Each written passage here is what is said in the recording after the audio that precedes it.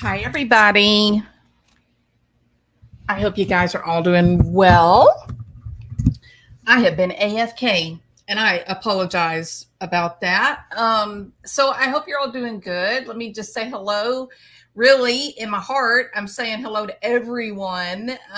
But, you know, I hate the roll call. You know what I mean? You get stuck with the roll call and then you waste time. So welcome everybody.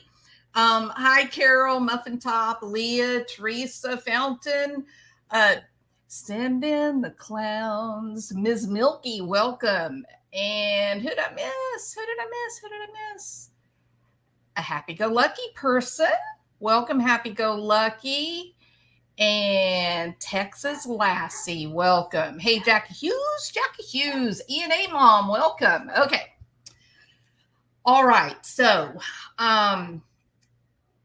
we are on Verdict Watch, right? And of course, I don't know about you, but me, any extra time that I have found, I have been scouring the internet looking for Johnny Depp information. Here's what I think. This is my prediction. On so the other day, on Friday, the jury got the case, and they really only had the case couple hours, which would be about enough time for them to get all their paperwork together and elect a foreman, obviously, elect a foreman. And then a curious thing happened. They actually left the courthouse pretty quickly, much sooner than people thought. I mean, you think about it. You've been there for 6 weeks and you finally get the case. Don't you think they would want to start talking about it? I mean, there's like 33,000 pieces of evidence. But that's not what they did. And so, you're thinking, well, they're probably digging in, they're probably getting ready to go, and they've had time like to elect their jury foreman, have their first round of votes, decide, what are they going to start with, yada, yada. And then the next thing they're leaving, they're going home. And so a lot of people initially just said, well, let's be honest, they're probably exhausted. We at home watching this thing on television, we too have gotten a little bit of Amber fatigue. And so maybe they're just really tired. And then something curious happened. And that was that nearly just within minutes, literally, of the jury leaving for the day, the judge puts out an announcement. Oh, thank you. I'm having trouble here. Houston, we have a problem. There we go. Deasley, you are a sweetheart. Thank you. Way to go, Jules, for the awesome Justice for Johnny coverage and the spot on site coverage on Amber Turtle. Love from DFW. Thank you so much. Yes, DFW is awesome. And I'm going to tell you what, although I am definitely a Johnny Depp fan, Secret Window, Ninth Gate, love those movies. Love Captain Jack Sparrow from the very beginning. He's brilliant. I'm fascinated that he just invents these characters that are at just the epitome of unique. And how can you not love him? He's an artist. He's truly amazing. So thank you. You're very generous, Deasley. I appreciate it. Thank you. So what interesting, as soon as the jury leaves, literally within moments, you get this communication from the court, from the judge, no less. And the judge says, hey, even though we're not going to hear from the jury for a year, we're going to hide their, information, and we're going to hide their names, and nobody will be able to find out who they are for a year. We're going to let the attorneys do press conferences after we get a verdict. And I thought, wow, At first it didn't strike me as anything, but then later I was thinking about it, and I thought that's a very interesting communication to put out. I mean, we've got so much time ahead of us. Most of us figured, well, we're going to be digging in for the week, next week, waiting with jury watch. And so I think they took a vote. I think it's, going to go for Johnny Depp all the way. There is some argument about the amount that may or may not be awarded. I could see the amount going as high as 20 million. I could also see the amount being 7 million. But after if the jury saw what we saw and the so blatantly obvious manipulation, this thing played like Gone Girl, with Affleck. Just down the line psychologically, she was quoting maybe not exact scripts of movies, but thematic little speeches, right, from various movies. Even the whole thing about, oh, do you know how much pressure it takes to break a human wrist? Completely from the movies.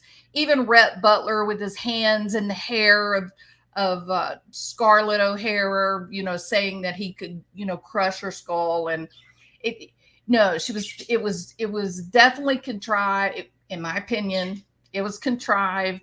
And if the experts absolutely proved that she was using multiple photographs. Also, another thing, I've got photographs dated through March 2012 into May 2015 into May of 2018. When she left Australia, going through the airport, yada yada, she was photographed in London, no marks on her at all. There's video of her walking, no lips. So how do you explain that? Like you're walking on glass and the very next day you have no, So anyway, if the jury sees how contrived the whole thing was, they could get up into the millions, literally. I do feel like that. Only because it was so intentional. It was so intentionally targeting him. It was so arrogant in terms of, rules for thee, not for me, right? So no, I think they took a vote. I think they know what they're going to do. I think the judge went, oh my God, these are not two unknown people from the suburbs somewhere. People are going to be questioning this forever and ever. They're going to come back and they're going to say, oh, we got a verdict in 2 hours with the Johnny Depp Amber Heard crap. No, I don't want to be the judge on that. I don't want those questions. I don't want that attention. And I think she said, y'all go home and think about it. I appreciate it. You've done a good job. Why don't y'all take the weekend, rest, make sure everybody's happy where you are, and then we'll move forward on Tuesday. And I think that's why they came out and began making preparations for a verdict. I think it was very strange that she did that right after handing it to the jury. So that's just my guess. I haven't heard anybody else saying it. I could be completely wrong, but it is kind of, it seems like it. Could be wrong. Let's see. I have been going through and listening to people that were, some people like Kentucky DUI guy. He was there just about every day, or he had friends that were there just about every day. Vanessa Blair. Vanessa, I love you. You're awesome, girl. James in court, who was also there.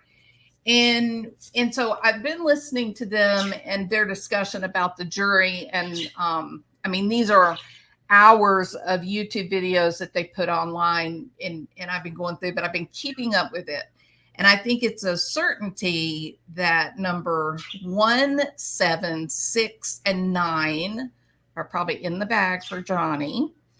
The oldest people, which tend to be more influential, they do appear also to be irritated with Rotten Bottom and Elaine. And then 5 began looking very bored during cross-examination. 3 and 5 were not committed. What? I can't even understand my own writing. Never committed abuse. On 3 and jurors 3 and 5 both, when Johnny Depp was on redirect, and he said, that he never ever committed abuse against a woman ever. They were both really engaged, really interested. And numbers 6 and 8, but 8 is an alternate now. But numbers 6 and 8 repeatedly, through all these different YouTube videos that they put up where they were telling each day about what the jurors did. The common theme was that jurors number 6 and 8 they really don't like Rotten Bottom. Like, no matter how many times they commented, it was always that they showed displeasure toward him. Number 7 was actually sleeping through the cross-examination of Johnny Depp. The rebuttal, they fell asleep. So what it looks like, here's what I think it is. I think 1, 6, 7, 1, 3, 6, 7, and 9 for sure, and then 5 probably for Depp. That's what it looks like. Only going through and listening to hours and hours and hours and hours and hours of all of these people that were in the courtroom, and they were commenting or tweeting. Been through all the tweets. I've got all these photographs, and so we're gonna. My plan is that as we're on Verdict Watch, I'm gonna put some of these photographs up, historical photographs from 12, 13, 15, 17, and 18. Put up some of these historical photographs and match them up to times where she claimed that she was all beaten and battered and bruised. Now, why do I care so much? Here's a this deserves a moment, I think. The 2 reasons. Number 1, Me Too made people crazy. Me Too took a wrong, which was powerful men are getting away with assaulting women, which is wrong, absolutely wrong. And that women should not have to go through humiliation and shame to level accusations against these men. Totally agree, 100%. The problem is it's just like crying RAPE. Any girl, I've seen this happen so many times. I've had girls tell me that they lied and claimed that their date RAPE'd them, and now they're eaten up with guilt, and they don't know how to proceed to make it right. And they're heartbroken that they did it, but always they did it because they were under some kind of some fear. Oh my God, if I'm pregnant, my parents are going to kill me. Or, I can't ever see that guy again, and so I have to give my roommate a reason for why I'm not going to go. So that there's a lot of different reasons that girls will make those outcries. And I'm talking about, this is people telling me they did it. And then us working a way through to handle it in a way that people, first of all, were not in trouble, and that they have their dignity, and move forward, hopefully with a better future. So it does happen. There are women that do lie. Now I'm going to tell you something. It's really funny. I put up a post the other day, and it said something along the lines of that there are treacherous women. There are women that will say things to manipulate, whether it is to get them some political power or it's to get a piece of the pie of a very wealthy man. Those women are out there. They exist. And that the Me Too movement should not be about believe women at all cost. That the Me Too movement should be about believe anyone that makes an accusation of abuse. That includes children, that includes women, and that includes men. Anyone. I've seen men with broken hands and arms, and people say, "Oh, well, because he punched her," right? No, it wasn't because he punched her. It's because he threw his hands up in a self-defense. She had a bat and it broke the wrist. So we have to go for justice, and we have to keep an open mind, and we have to let the truth, the evidence come out. We have to open our minds and our hearts up to doing the right thing.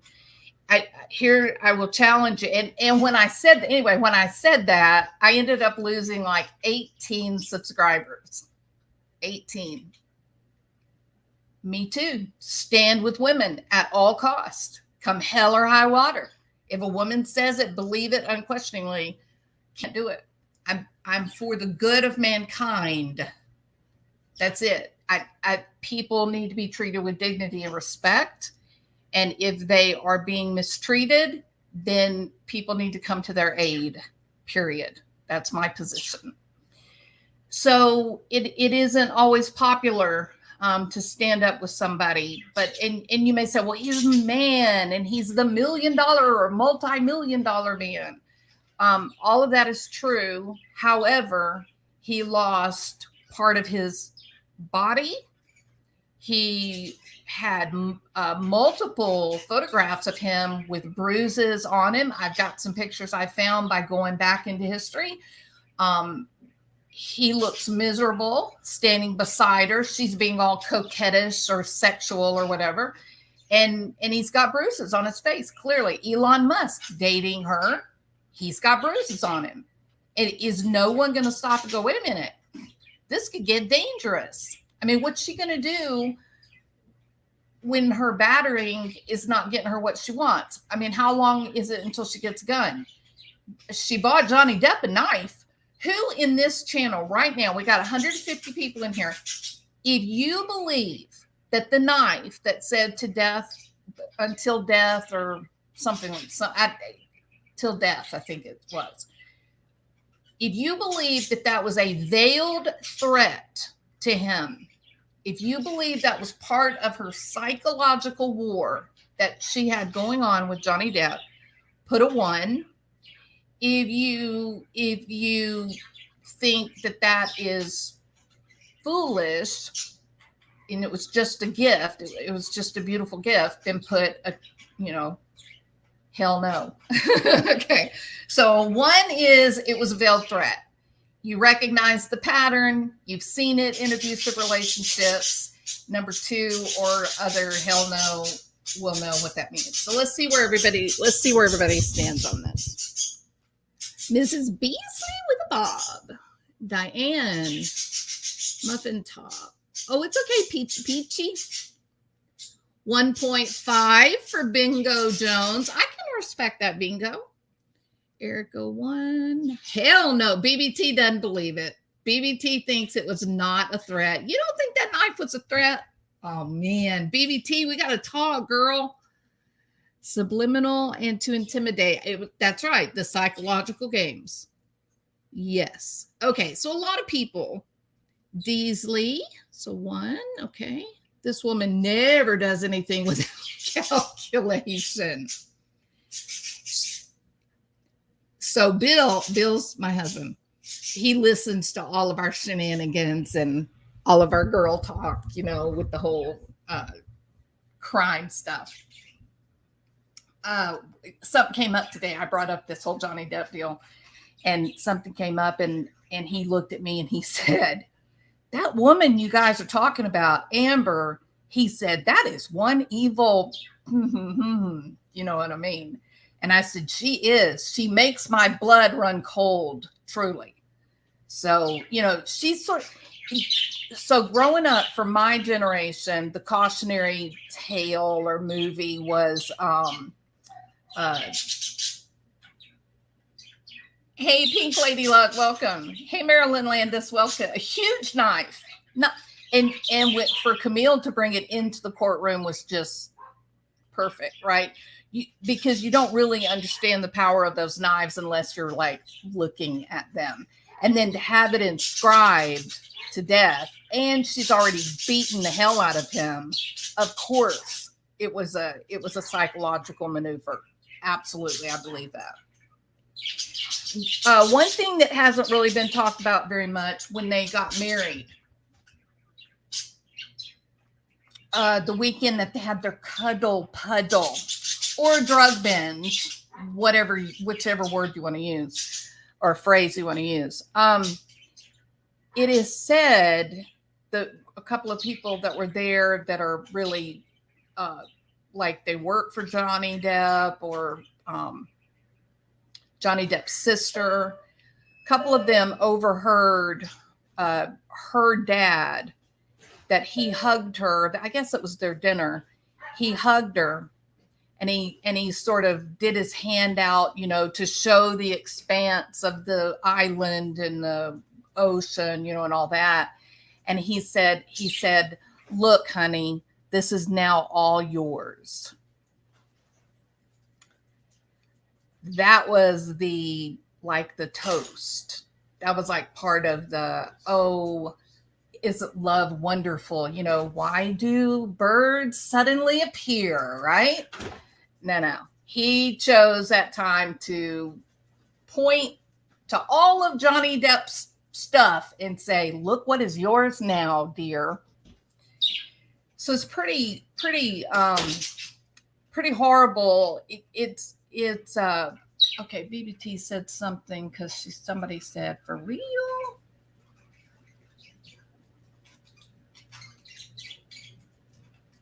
Woodsta?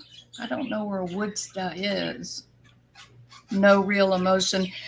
Oh yeah. So the testifying was just crazy, right?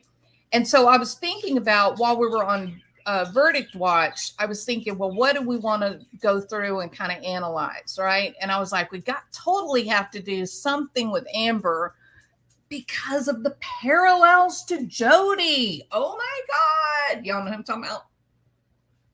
Jodi Arias, right? The parallels are uncanny. At this point, I'm not frightened to say it. At this point, I'm pretty confident to say Jodi Arias and Amber Heard could be cousins, maybe even sisters. Now, that being said, do I feel bad for Whitney? And there have been Whitney is one of those characters that is polarizing, I have found.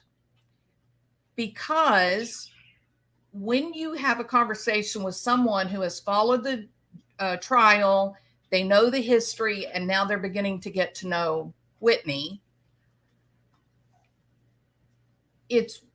I think she's even polarizing for Johnny Depp. I don't think it's just us. I think Johnny Depp I think he's on the fence. He doesn't know what to do about Whitney. And here's why I say that.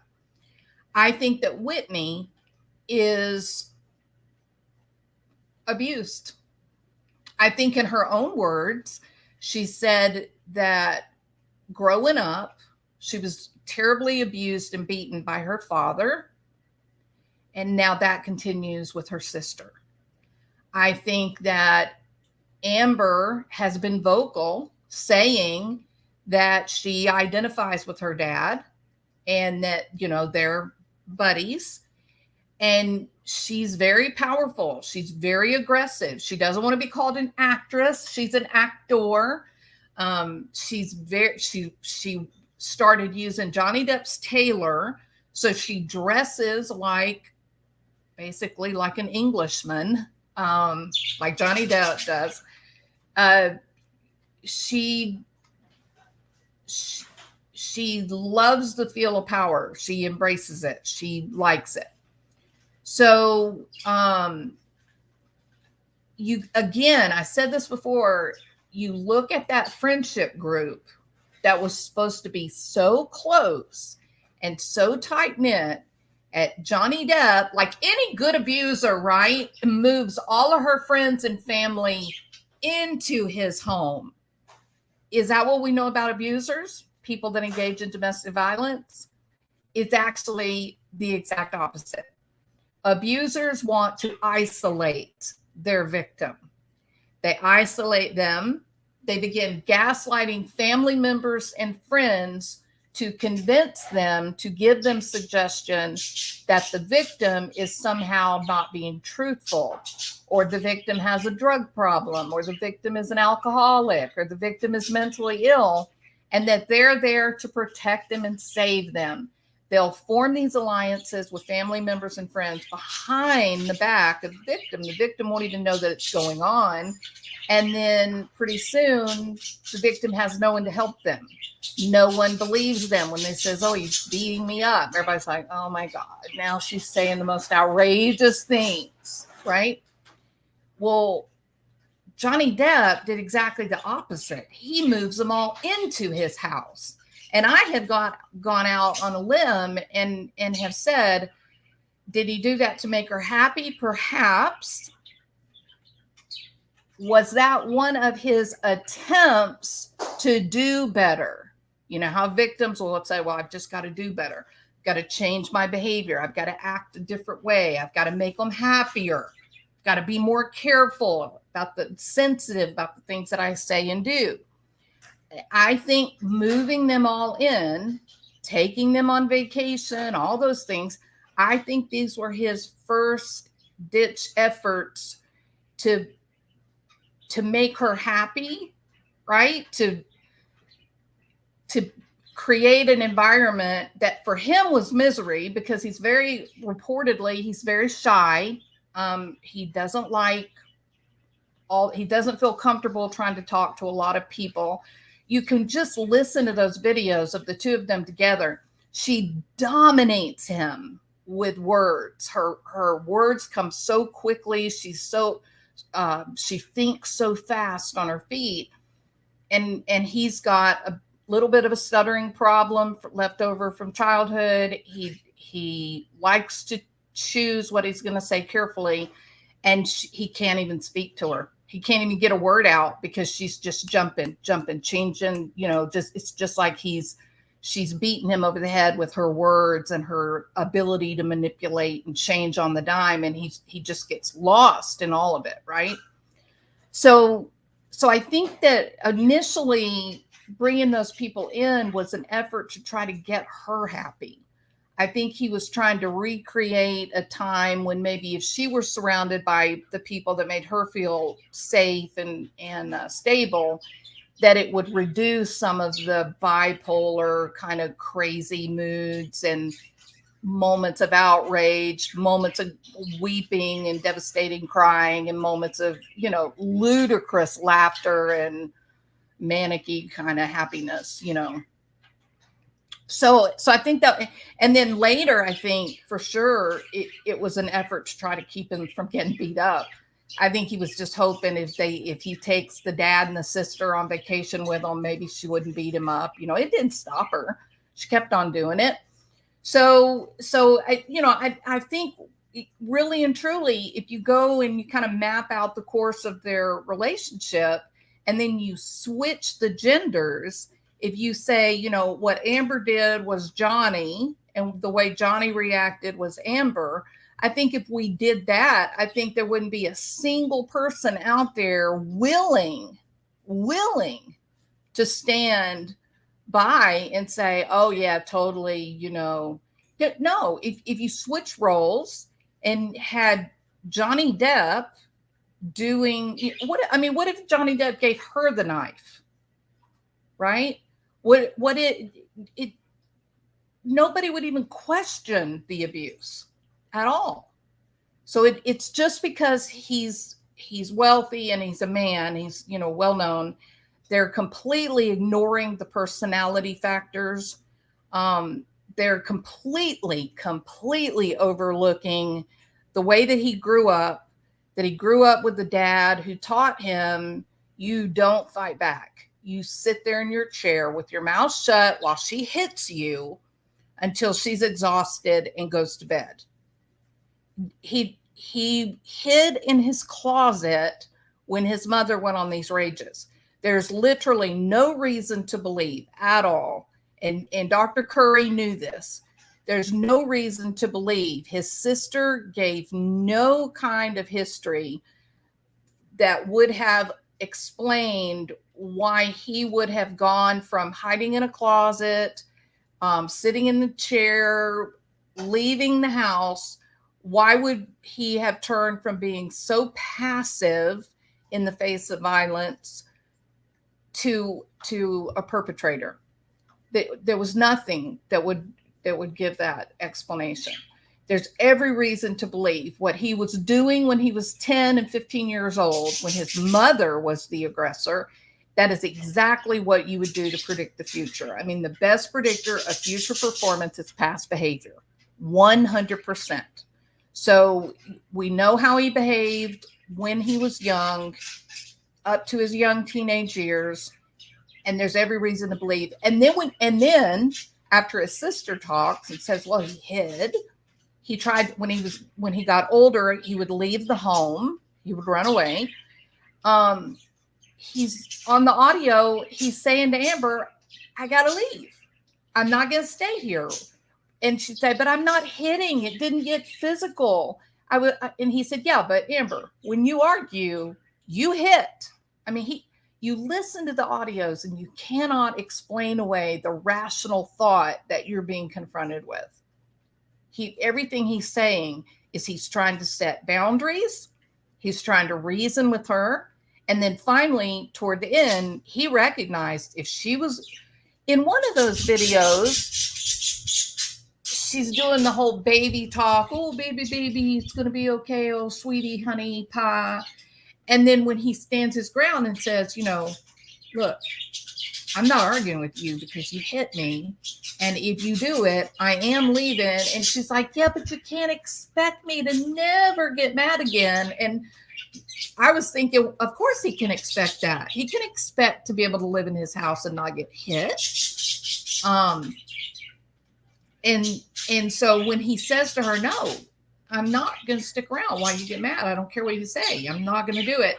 She went from 0 to crazy in 3 seconds. She went from, oh, Johnny, I love you so much, to screeching and, you know, hurling her insults. And he left, you know. So I'm going to be blown away if they don't come back with a verdict on Tuesday. I'm going to be very surprised. And I do think they're going to award money. There's so many people that are saying no. They may come back for Johnny and they'll deny the counterclaim, but probably won't give any money. I just don't think so. It was so calculated. There were so many blatant lies. She manipulated evidence. No, I think there'll be money. If you think they're going to award damages, does Whitney have fetal alcohol syndrome? Shelley, do you think that she has fetal alcohol syndrome? Let's start with that. Here's a question. What makes you, I missed it. Sorry, Shelley. Okay, I think I got it. Okay. What do y'all think might explain, well, why do you think that Shelley is asking if Whitney has fetal alcohol? Kathy says 100. Oh, I don't think it'll be 100. I think it'll be, I said 20 million. Between 7 million and 20 million is my guess. I think they're going to make it hurt. She loved fighting. She begged to fight ENA. Do you remember her talking about, oh, remember when we used to argue and we could just have normal arguments? I'm thinking, this chick loves to fight. Like you know why I think she loved to fight, E&A Mom? I think she likes that sense of power. I think she likes the power. And I think that the men in her life don't fight back. And so she walks around like a bad, like a tough guy, and plays out this role of, gangsta kind of, girl being all tough and mean and aggressive. Like I said, there's photographs of Elon Musk clearly bruised on his face. Hey, Strawberry Wine, 10 million, maybe 10 million's a good number. Yeah, 10 million works for me. She gave him black eyes on the Orient Express. Oh my God, Rebecca. They try. Rotten Bottom is just dumb, in my opinion. Low, not thinking clearly. So he tried to impeach that whole, do you have bruises on you? By showing the photograph of him with this child. I think it was like the hotel's child, the manager of the hotel, his child, but some kid that they had with them. And he, I think he looks like he has a bruise. He tried to explain it away, saying it was a shadow of the orbital bone. I'm thinking it looked like an old bruise that was healing. But to me, that makes it all the much worse, because you see he's already bruised before he gets on. And then they're at the dinner, and not only is one side bruised, but the other side down here is bright red. And then you can see where his nose is really scraped and bloody. The man is getting, just like any battered woman. And you guys, we've all had friends. We've had it happen to us. Is it true, people in abusive relationships, there will be old bruises healing with new bruises that get put on top of them, right? It gets documented every day in child abuse court. Every day. New bruises with old bruises.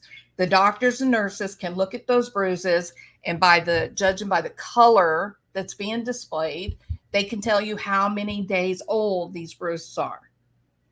And so to me, that bruise on his eye before they got on the Orient Express, it did not impeach his testimony. It made it more likely that the man is living in a seriously physically abusive relationship. My opinion. Okay, just want to clarify that. She has cost him so much, Turtle Girl. I think that was one of my moments on Marilyn Landis says, the bruise kit. How was that? Crazy, right? Now, one thing that I really loved about Camille Vasquez, and I just wanted to shake Elaine Vasquez. I was going, Elaine, you are going to be on national television for 6 weeks. I would think that you would learn how to pronounce her name, right? The attorney across the aisle. It's not hard to pronounce the name Vasquez. She was just, but she didn't seem like she prepared for much, it was very, very strange. But anyway, saying to Camille Vasquez that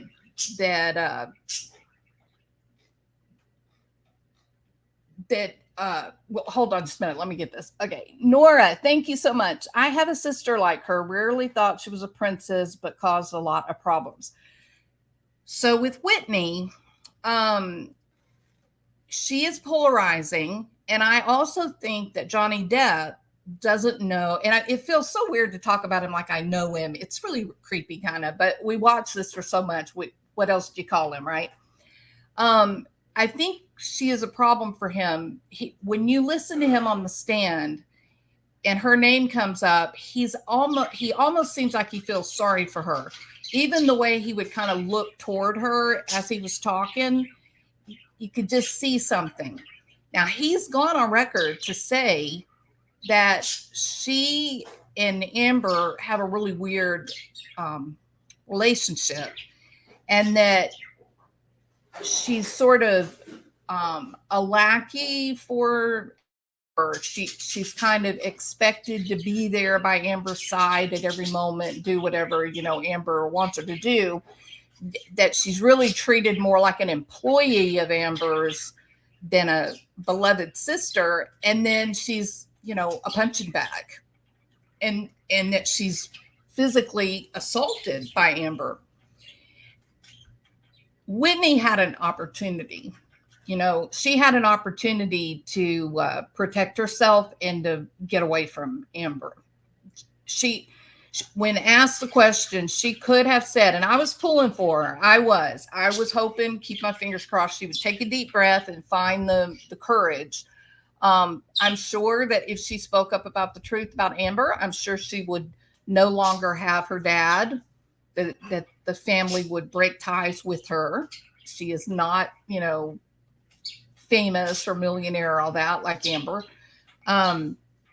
You know, how many times have we gotten in these conversations about the narcissistic family or the narcissistic mother, where there is the golden child and then there's the scapegoated child?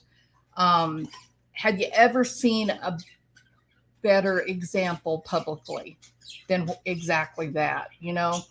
And so thinking about that, thinking about the like Nora was saying about her own situation, that you're the normal kid and you're living in the shadow of the princess, right? And that carries comes with a high cost. And it does seem like, you know, Amber kind of took on the persona of her dad in terms of the physical, you know, fighting and the drug use and all that. And Whitney just continues kind of to be the scapegoat. She continues to be the one that people act out their frustration on. So you know, I think Johnny Depp feels a kinship with Whitney. I think that he found himself very much in the same role as Whitney, that as long as he was being useful to Amber, then he was being treated, you know, with love. And then when Amber's having a bad day, she'd beat shit out of him. I think he saw that same thing in Whitney, and I think he felt terrible. I think that may also be part of the reason that a lot of people have said, my God, are you going to tell me that the way that Amber Heard looks, that was enough to make him live in this highly abusive, you know, horrible relationship? No, I don't think it would. I mean, of course, the way she looks, she's a beautiful woman, but I think that was the initial attraction, but that would not have kept him in this abusive relationship for 5 years or more. But I think what kept him there was reliving his childhood. That same old psychological battle that Freud spent so much time trying to talk about. And I think that even when he wasn't the one that was being involved in Amber's drama, I think he was watching Whitney and Amber doing this dance that he had seen so many times with his mom and his dad. So his sister, you know, well, anyway, so Nora, you're a sweetheart. Thank you. You're very generous. I appreciate it so much. Thank you so much.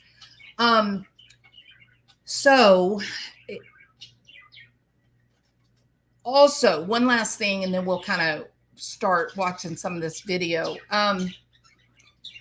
So the group of people that I was watching that were in the courtroom every day, or most days through this 6-week period of time,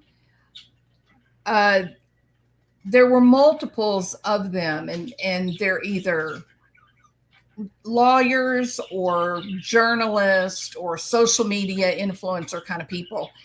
And so they're not only just reporting like the legal things that are happening in the courtroom, but they're also, if they hear something in the hallway, they'll bring that up, and they'll, you know, Nora, thank you. Everybody say hashtag thank you, Nora. She just became a new member. Thank you so much. So one of the things that came out about Elaine was that the last day after the jury got the case, Elaine was seen going into the bathroom and she was weeping. She was crying. And so the girl that I'll tell you how you can find her. She's on Instagram. The name of her channel on Instagram is Vanessa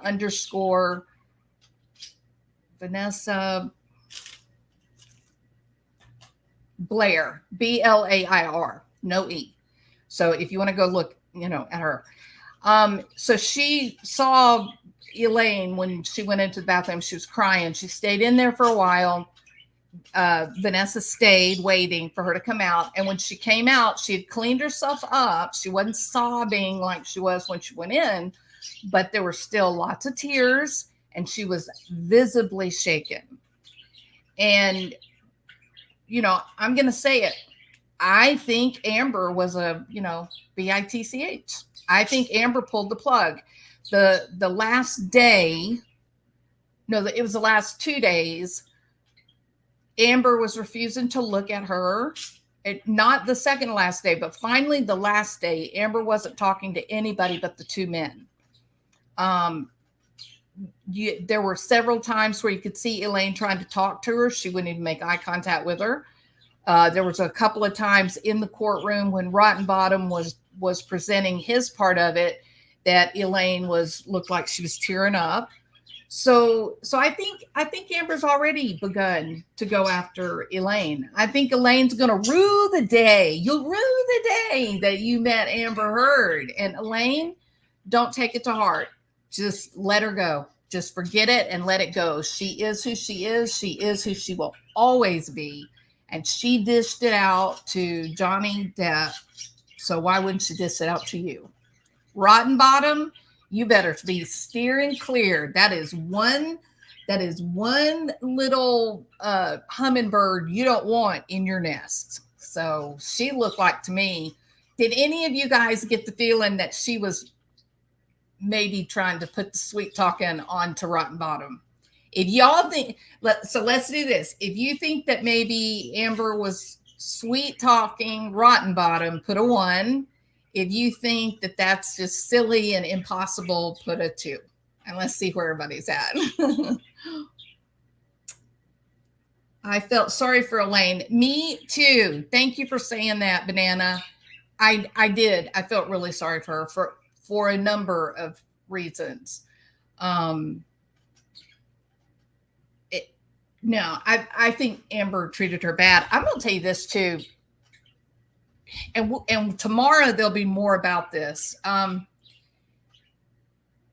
So Amber began, if you remember initially in the beginning of the 6 weeks, so most people think Elle Walker says no, not putting the moves. Most of you think that she was. I kind of think she was. And it was probably manipulative, right? But yeah, Rottenbottom, run for your life. Run for your life. Don't even think that that'll turn out okay. Hard to defend a manipulator. Yeah, that's what I was going to say, Miss Beasley. So in the beginning, about halfway through this whole 6-week drama that played out in the courtroom, it looked to me like they told her, you have to be relatable. We want the jury to be able to look at you and feel protective of you, to either protective of you because they're like your mom or dad, or to be protective of you because you could be their best friend or their sister. And so we need you to look sad. We need you to look approachable. We need you to look, not a movie star, right? And they had her in these weird clothes with the tattered, bodices and it's weird. Her hairdo, it was weird. It was weird. That whole part was strange. But did you notice, like going into this last week, did you notice how her demeanor changed? Like completely. When they put her up on the stand and she came out, she was snarky. She was sassy. She was bitchy. She was everything but relatable and damaged and worn. She was a little scary and very unlikable. And here's what I think happened. I think she said, "We're losing. Are you guys paying attention? Everybody hates me. Look at what's going on Twitter. Look at what they're saying about me. We are losing. This isn't working." And I think that she saw how people were calling Camille, goddess of justice, right? We love Camille. She's amazing. But she's amazing because she's being real. And Camille is dealing with the facts. She's dealing with the truth. And she's fighting for something she believes in, right? So I think that because she loves to fight, she loves the power of being the aggressor, I think she misunderstood why people love Camille. And I think she decided that she was going to be a Camille by God. She was going to get up there on that stand and she was going to be righteous and she was going to show righteous indignation and she was going to, slap back to anybody that might, say something negative about her. And hers was contrived and she's mean and she doesn't have any soft love inside of her, personality, her demeanor. And it just came out as the woman that Johnny Depp told us that she was. Not just Johnny Depp, all of his friends, all the people that worked for him. They all said the same thing about her. In the beginning, she was nice. In the beginning, she was endearing, She seemed like she really loved him. And toward the end, they were all terrified of her. They thought she was possessed. Well, maybe not possessed, but they didn't like her, right? So I think it was a terrible move. It was a terrible decision to get up on that stand and just start attacking everyone. It was a weird, strange move. She outright said lies as if to challenge people to call her a liar while the evidence was showing the truth. And you saw Ben Chew. At times, Ben Chew, his mouth was hanging open. He was like, what the hell? Like, what's wrong with this woman? But you know who was not surprised? Johnny Depp was not surprised. While everybody was in the courtroom, including Camille and Ben Chew, and there was a couple of times that Ben Chew actually looked over at the jury, and a couple of the jury people made eye contact with him and went, like, is she paying attention? Does she see the evidence? What's wrong with her? But we didn't see that with Johnny Depp. Now, Johnny Depp showed some surprise with Spiegel, the crazy psychologist, right? Oh, he scared me, or a psychiatrist scared me to death. I think he's maybe has TMJ himself, something, but his mannerisms were a bit unusual. And Johnny Depp was like, oh, what's he doing? And he was just like looking. But Johnny Depp never, not once, showed surprise with Amber when she got aggressive and snarky. He didn't. He knew. He saw her. He knows who she is. So it's very interesting. So I think what we'll do now, let me look at a couple of these comments. Dr. Spiegel, who looks like Doc Brown, right? I was looking for a DeLorean. Absolutely. Lizbeth, how did Camille get to be practicing law in the UK? I don't know. Eagle guy. How about Chew's face when Spiegel was acting crazy? I was fascinated. I mean, they all kind of looked taken back, like they didn't know what to think about it. But I thought that Johnny Depp's reaction was the most interesting one. You should go back and watch it and really hone in on Johnny Depp's reaction, because he's listening. he's watching the guy, and all of a sudden when he does that strange thing with his mouth, he's asked about, if he saw Willy Wonka. Spiegel makes a strange movement with his mouth, and Johnny Depp went, and he actually leaned forward. And he was like what's this guy doing? What's wrong with him? I mean, he looked really freaked out. So if you have time, go back and look, Dana, Bobana. Welcome, Dana, a little bit. Hey, Shelby. I love Johnny's bodyguard laughing. Yeah. I think the bodyguard was laughing with the, was that when the Amber Turd?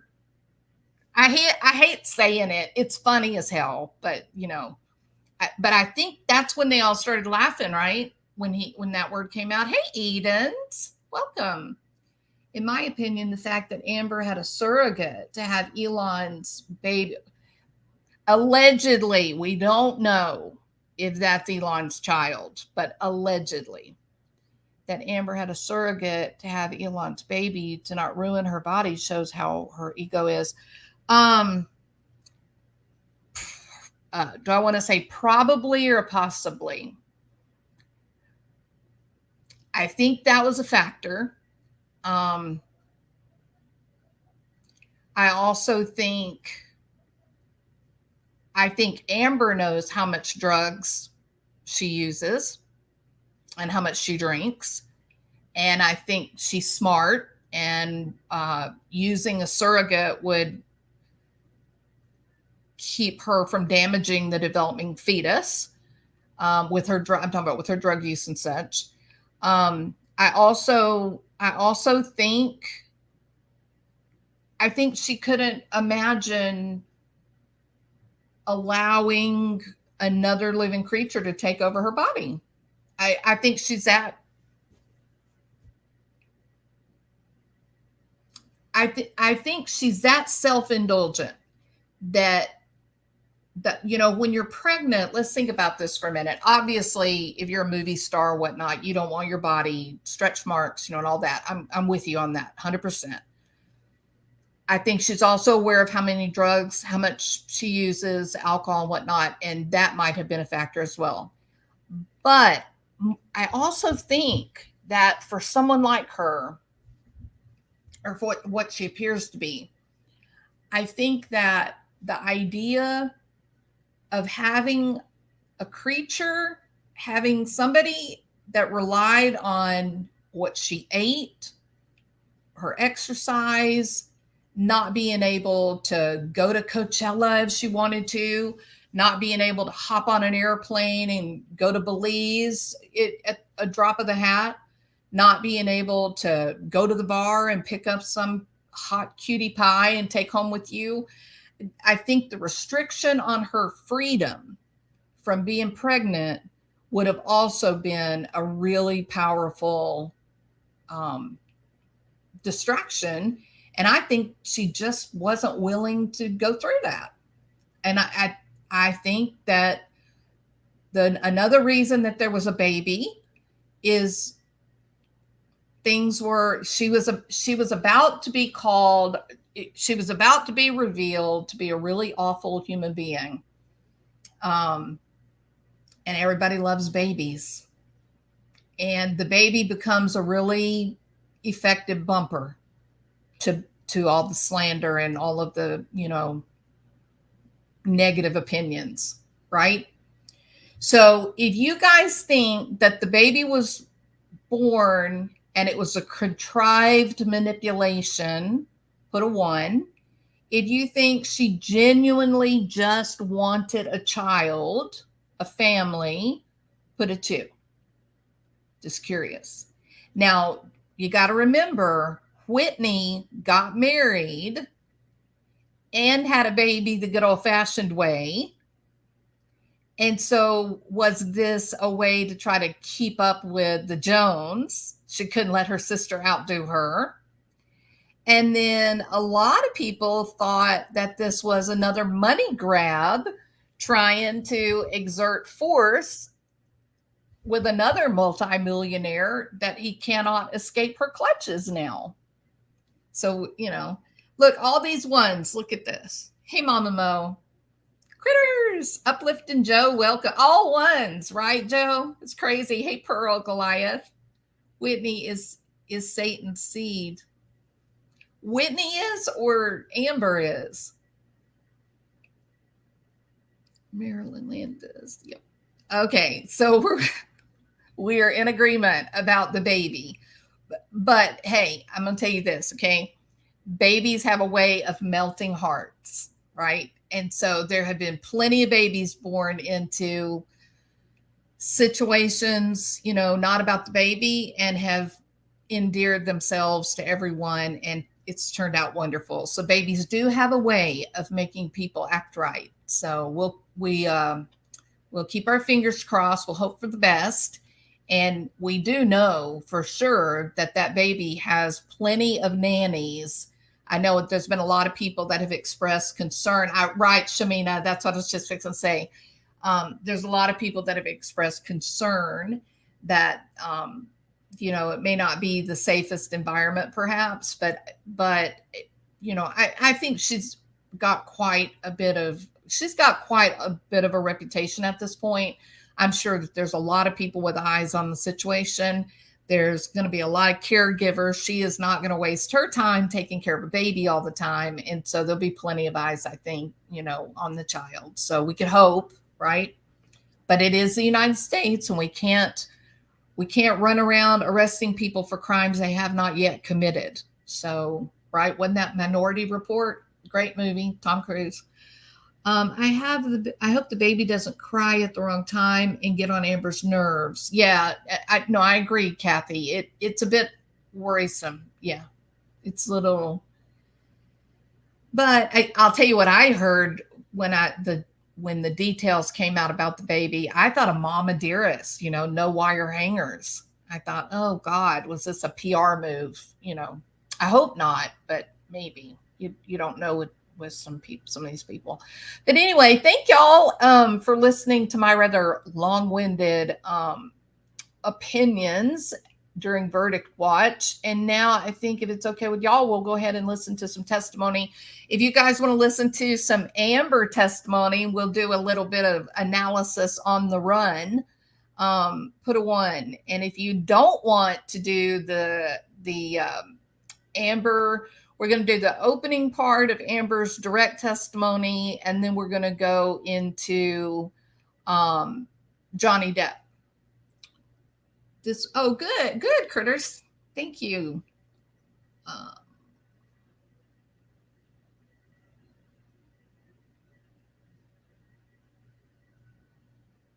Quackadoodle. I thought he was so interesting. Yeah. Joan Crawford. Yeah, Marilyn. And force those kids to give their toys away, make donations is horrifying. Yeah. Anders says, no more testimony. I'm sorry, Anders, but we're on Verdict Watch. We got to go back through some of the testimony and some of the evidence and talk about what we've seen. All right. Good name for him. Muffin Top. AH has shown herself to be quite manipulative. I wouldn't put it past her. I don't believe her acting, and I think others echo that as how much. I thought that Hamada, he spoke so clearly. He just said, she's just not very good. We're just not gonna. She just wasn't good. So they tried to act like she was in the Aquaman movie, and that made her so, she was part of the reason for Aquaman's great success. No, I'm going to be willing to go with Game of Thrones. Jason Momoa is probably what made that. I mean, how many people watched Game of Thrones? That was during the whole COVID-19 lock-in. It was like a cult kind of following, wasn't it? I mean, people, if somebody came up and said, oh, do you watch Game of Thrones? And you say no, it would be like, okay, 30 lashes with a whip because you're not watching, this TV event. And I don't know how long I heard people talking about the final episode. People hated the final episode for any number of reasons. So no, it was Game of Thrones. It was the cult following. The Game of Thrones people escaped the whole lock-in, COVID-19 lock-in stuff by really getting into the Game of Thrones. They were talking about it online, and it was only natural that the next movie that Jason Momoa was going to be in, all of those millions of people that were, stuck at home that developed such a loyal following, it's only natural that they were going to go the movie. It was just natural. So, yeah, he said Aquanet, and then the other thing that I really liked, Peachy, was when he was arguing with Amber. It was one of the audio recordings, and you can hear him going Aquanet. It's like, oh, come on, Johnny, that was so snarky.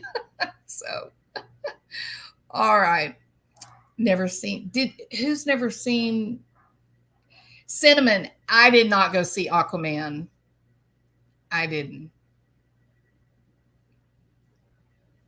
In the third season, Shelby, many people watched Aquaman and still didn't know who Amber Heard was. Let me tell you, Thug for Life, true. So I am a just crazy fan of The Stand by Stephen King. I read the book when it first came out. Over the years, I've read it like 8-9 times. Love the book. I think it's one of the greatest pieces of literature ever written. It should be right up there with Ayn Rand. Not the big culture, well, kind of, yeah, the cultural stuff too. But anyway, I don't want to I'll go into that and talk about Stephen King all night. But great piece of literature. If you've never read it, you should make the commitment to read it once. It's outstanding. It all boils down to that age-old conflict between good and evil, and it's so good. The symbolism that's in it, it's just so good. So what I always wanted and continue to want, what I've always wanted is I've always wanted them to do a big epic Hollywood stand movie, right? Like the big one, the big budget with the special effects and the actors and, the big one. But they've always balked. They've tried several times through the decades. They've tried to do it, but it's such a big story and it requires so much to go back and try to cover everything that's in the book, and it just can't be done. So 2 times they've come out and they've done these mini series for television. To me, the one that came out in 2020 wasn't as good as the one that came out way back in like the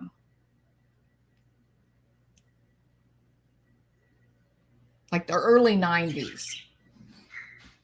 That one was, in terms of being true to the book and being more reflective of the book, it was much, much better. So get us up to Amber Heard. So the one that came out in 2020, I was very excited to see that it was coming out. It had some decent actors in it, was happy with that. I hate what they did with the story. I hate it. I hate the way that they did all this jumping back and forth, prelogue, prologue, all that. I hated all that. I hated the way they did the whole military installation, the explanation of how the bug gets out and gets loose in the world. I hated that. So there's a lot about it that was just terrible. But what shocked me back to Kingdom Come is when they started saying that Amber Heard was in The Stand. And I was like, no, I don't think so. And again, people would say it. So I finally said, okay, I'm going to see if I can find her. Now, I did have in my mind, I bet she's Nadine. Like, that's the only character that I could really see her playing. Well, sure enough, she plays Nadine, who is basically Satan's bride. Okay, I'm not playing. So she is Satan's bride, and they make her so horrifyingly scary. It's not even funny. And they make it in the book, Nadine is traumatized by contact with Satan, basically, the walking man, whatever you want to call him, Randall Flagg. So they have sex out in the desert, and then they go into Las Vegas, and now she's pregnant, with Beelzebub's baby.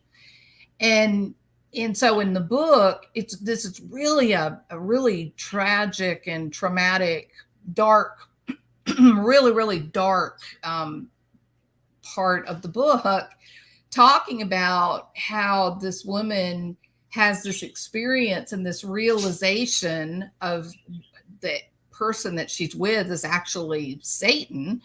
And so she dissociates and goes catatonic, and she's completely out of her mind, and she retreats. They talk about where she is in her mind and who she's with, and she just separates so that she doesn't experience it. And in the newest stand that's been released that Amber Heard was in, Amber Heard was like, no. I don't think that Nadine should be catatonic at all. I think Nadine should be happy to be the queen of the damned. That was from the articles that I read over the last couple of weeks, because I was fascinated to find out she was in it. I wanted to learn everything that I could. And it was Amber Heard who approached them and said, no, let's don't make her dissociate and go catatonic. Let's make her enjoy being queen of the damned. I think Nadine wants to be queen of the damned. And so in the movie, she's got this creepy smile on her face. She looks like a walking skeleton. I mean, it's just horrible. And after I read about it, I was like, well, of course, Amber Heard wanted to be queen of the damned. It's kind of creepy. But anyway, that was a tangent. That's one of my famous tangents. But anyway, so not even acting. No, she was being herself, Marilyn. Absolutely. All right. So let me get this started. 1 second, please.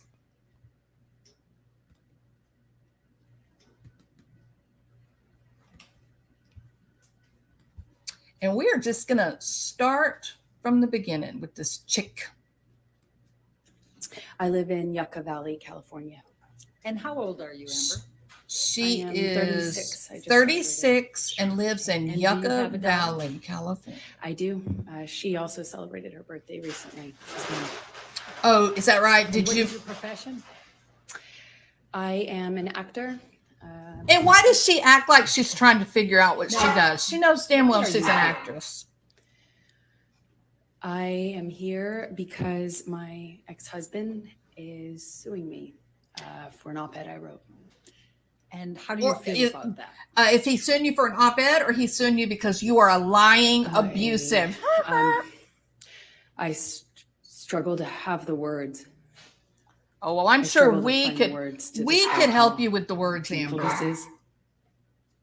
This is horrible. It is horrible. What you did to him was horrible. Here, for weeks and relive everything. Imagine how it's been for the guy that lost his finger. That I knew, some well, some not.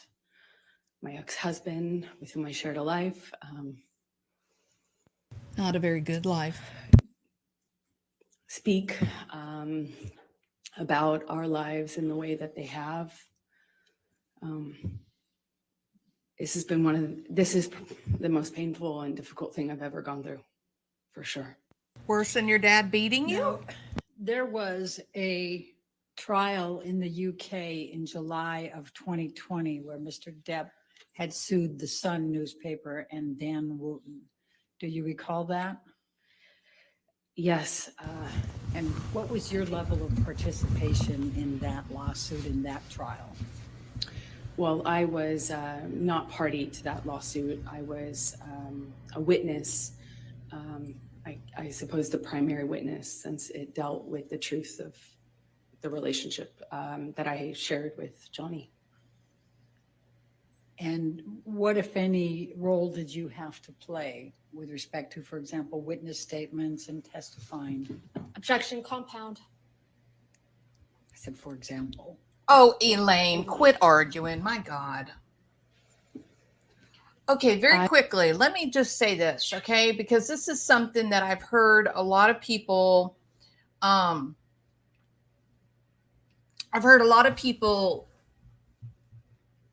not understand what happened in London, in England, with the trial. So Johnny Depp sued the newspaper that ran this op-ed, right? He didn't sue Amber. He sued the newspaper. So when this thing went to court, it was basically an English judge and an English newspaper and then a dirty American, right? So Amber was a witness. In no way was she being sued. She didn't have charges against her. Nothing like that. She just came up, she told her story, it was over with, right?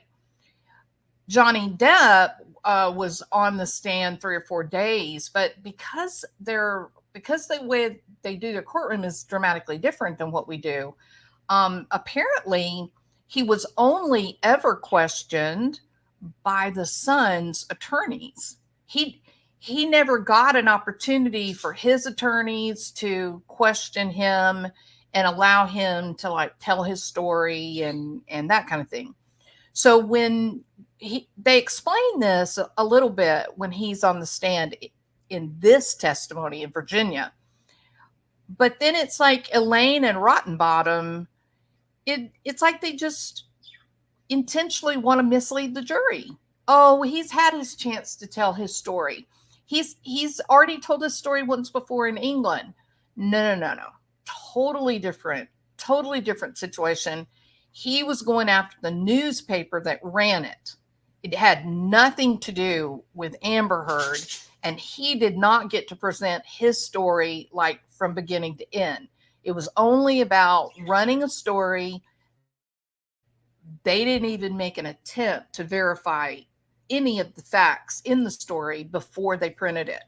Now, the laws in England being so much different than what we have here, the son wasn't guilty because Amber, the person who's saying, these are the things that I did, these are the things that happened to me, that's all the son was required to have in England.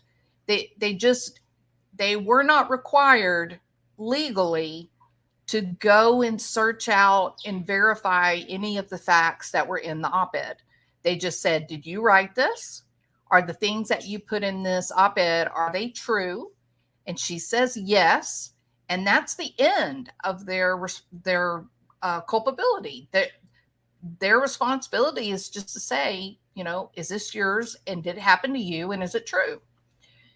So the son didn't have any kind of responsibility. And she basically, it appeared, Johnny Depp says that she outright blatantly lied and that it was done with malice to harm him. I totally believe that.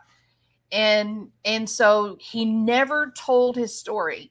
He simply answered the questions that were laid out by the attorney for the son and then for the British, people. So that's that. He didn't get his opportunity to tell the story. And it wasn't that she won, or not that she won, but that the son won because they proved she was abused. That never even came in. That was never even a question. So that shows you right there just how ethical Elaine and Mr. Rottenbottom are, that they're completely misrepresenting what happened in England to the courtroom during this trial here. And he's saying, no, I haven't had my opportunity. I haven't been able to be sworn in and go in front of a judge and the world and tell what happened to me.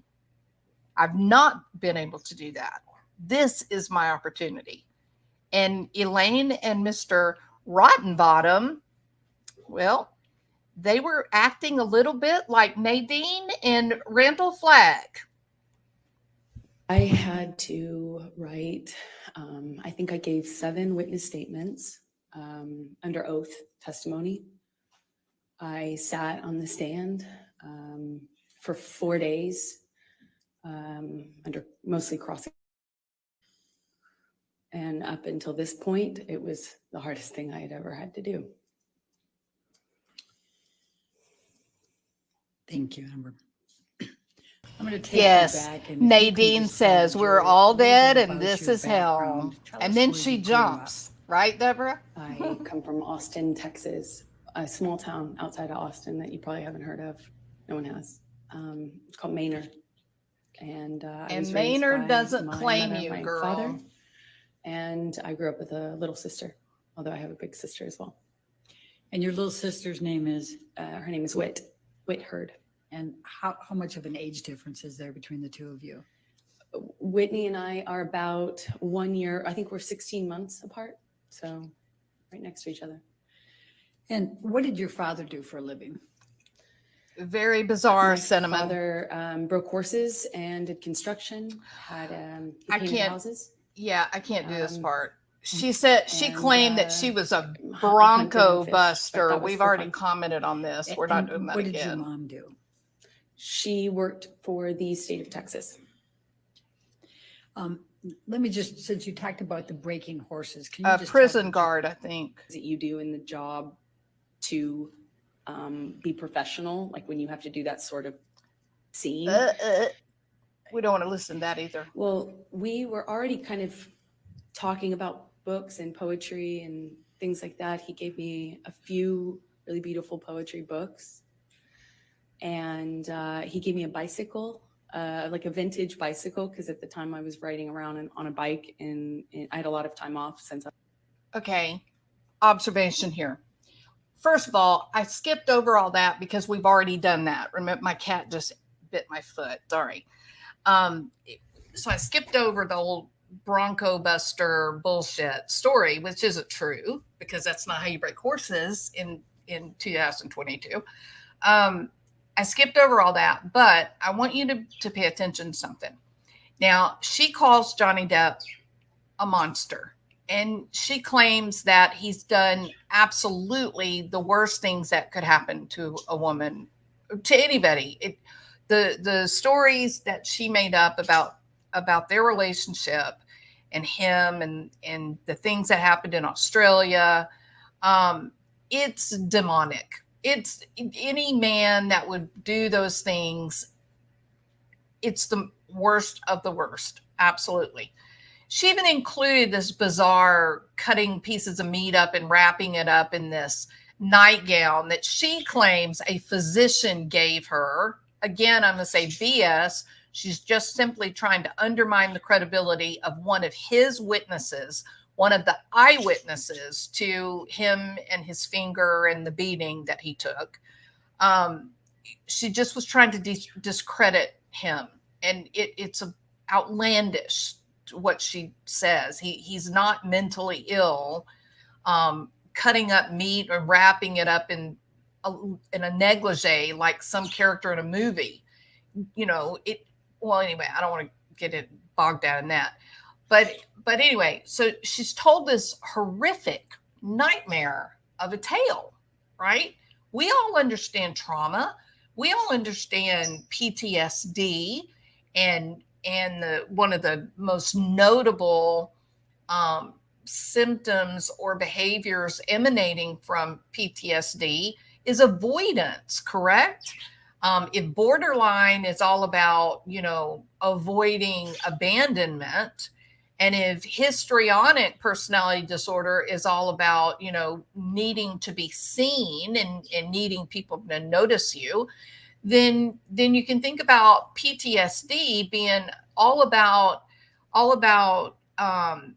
avoidance of any trigger avoidance of anything, any situation, any location, any sound, any smell, any music, any sensory item that would serve to trigger your brain to go back to this snapshot memory of intense, abject fear and horror. And then your brain automatically puts you back in that moment where the trauma occurred, where you believed that you were going to die. And so, she's endorsing these instruments with a number of symptoms that we don't even see coming from people that were in, Afghanistan and Iran and Iraq, and it's just stupid. Her malingering and whatnot, just crazy. And so, she's telling us that she's overwhelmed and just debilitated by the PTSD that Johnny Depp created. And if that were true, then, or let me say it this way, people that have debilitating PTSD, one of the classic hallmarks that we look for is, are they engaging in avoidance? Are they refusing to drive past a certain house? Will they drive all the way around to the other side of town just to avoid a certain house or a certain location, because that will trigger them to that moment of trauma? Are they avoiding looking at photographs that might trigger them? Are they avoiding certain types of cars, or do they avoid eating certain foods? Again, those things serve as triggers to make the brain go back to that moment of trauma, right? That's what it's all about. People that develop severe PTSD, they go to extremes to keep their mind away from the trauma, not to go there, and and they don't have endearing memories of their monster. They don't sit around and think about how warm and fuzzy it was on their honeymoon before, the bloodletting begins. They're fairly horrified by their monster from the beginning. They may have regret. They may look back and go, wow, I was so happy during the wedding ceremony, or I was so happy during the honeymoon. If only I had known what was going to happen. And they'll cry at the memory of the honeymoon, or they'll remember, seeing their monster come out with a woman from the bathroom and him gaslighting her at the wedding. That those things will come out, and they get to where they just simply hate the idea in any way of having to think about the monster, right? And people that deal with these types of abusers, that's what they call them. They're monsters. They'll say, oh, do you have a monster? My monster was my dad or my mom or whatever. So a lot of the if you look online at a lot of the support discussions, groups on narcissism, for example, people will, instead of saying, well, my ex-husband or my ex-boyfriend or my brother, or whoever, the narcissist was that was inflicting pain, they'll call them my monster rather than, my brother or my dad or whoever. So right here off the bat, before we get anywhere, here's what we're looking at. She's telling you a story. She's smiling, and it was just love, and it was just daisies and little butterflies and miniature ponies, and it was just so wonderful. It was so great. The trauma doesn't start until, the bottle. Bullshit. That's not the way PTSD works. In our community, there are many of you guys that have been open about your own personal experiences of abuse, and you guys picked this out from day one. You watched this and she said, no way, this woman has PTSD from what the story is she's telling about Johnny Depp. This woman would not be smiling and would not be talking all lovey-dovey about her monster. You don't get that bull from Johnny Depp talking about her.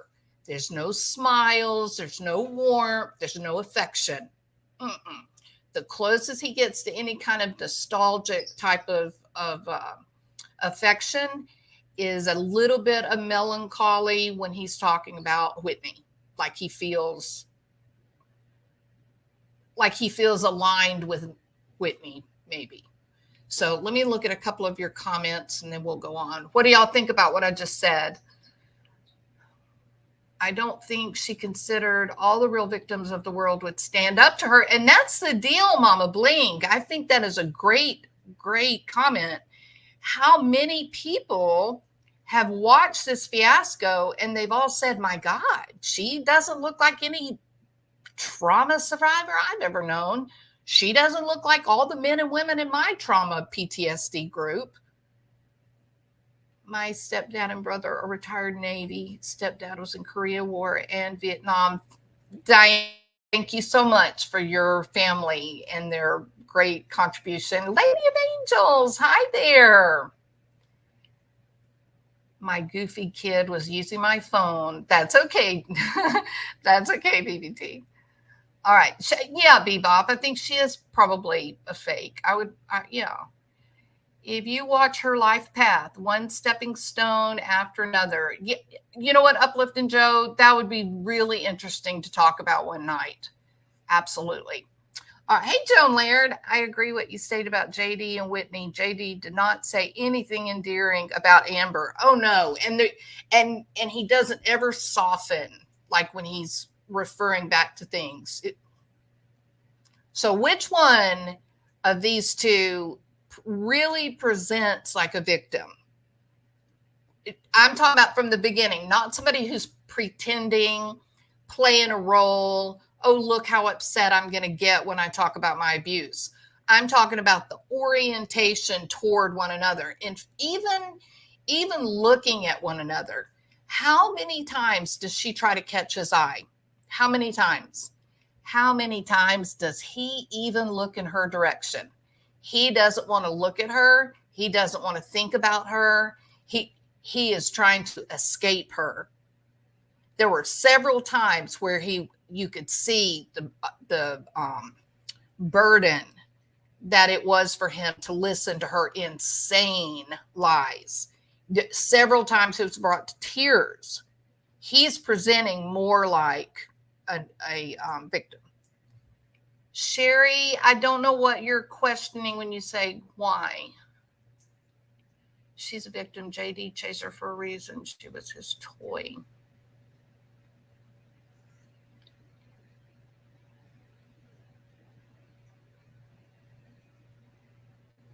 Where is her anxiety, her shame, her fear? It's not there. She's smiling and she's enjoying the memories of being in love. And truthfully, I think she's just enjoying being the center of attention and telling this fantasy fairy tale. So that was a smaller role in the movie. And yeah, I think that was it. Okay. Now, did there come a time that you ended up? Yes, Cericia, that was weird. Yes, I think there was we would hang out if, after or in between scenes or in between setups, we often were right, Greta, talking about things and would continue the conversation into the trailer, often with the director. Bruce Robinson was his name. And then at one point we talk about wine. It's another thing that Johnny and I shared in common, a love for wine, red wine. And we were talking about a kind of wine that I enjoyed. And I was, going on about how great this bargain wine $500 a bottle. And she drinks how 2 bottles a night. Johnny's taste in wine was. So I was going on about the virtues of Malbec or something. And I brought him a bottle of this wine and I set it down, and at some point I'm going back to get back to set, and he kind of kicked his foot up in the air and basically kind of lifted the back of my bathrobe up, And Can I just stop you there? Why were you wearing a bathrobe? because I was doing a scene, it was a period film, so it took place in the 50s. And so I had all of this old undergarments that are for that time era on. And the scene involved me changing. So I had all the costume on. And he kind of picked up the back of my robe with his boot. And I kind of turned around and like laughed, like giggled, you know. I didn't know what to make of it at the time. And I just kind of giggled and You batted giggled? away playfully and Playfully giggled? he The man kind of that playfully RAPE'd pushed with me a down on bottle? this, like bed sofa that was in his trailer, just playful and flirtatious. And he said, yum. And he kind of like lifted up his eyebrows like that. Now, what does that have to do with the And price of eggs in I China? And why is she talking giggled, about it laughed if she it is off, so kind of batted him away, victimized and, you know, by this man? moved on, went back to set. And were you in a relationship at that time? I was. Okay. And was Mr. Depp in a relationship at that time? That was my understanding, yeah. Okay. And did anything else of significant happen during that time period while you were filming with Mr. Depp, other than what you've told us? We just had this, you know, it was a friendship, flirtatious thing. I felt chemistry. I felt this other thing that went beyond the pale of my job, for sure. Johnny clearly felt that way about me, had indicated to me that that's how he felt in many different ways.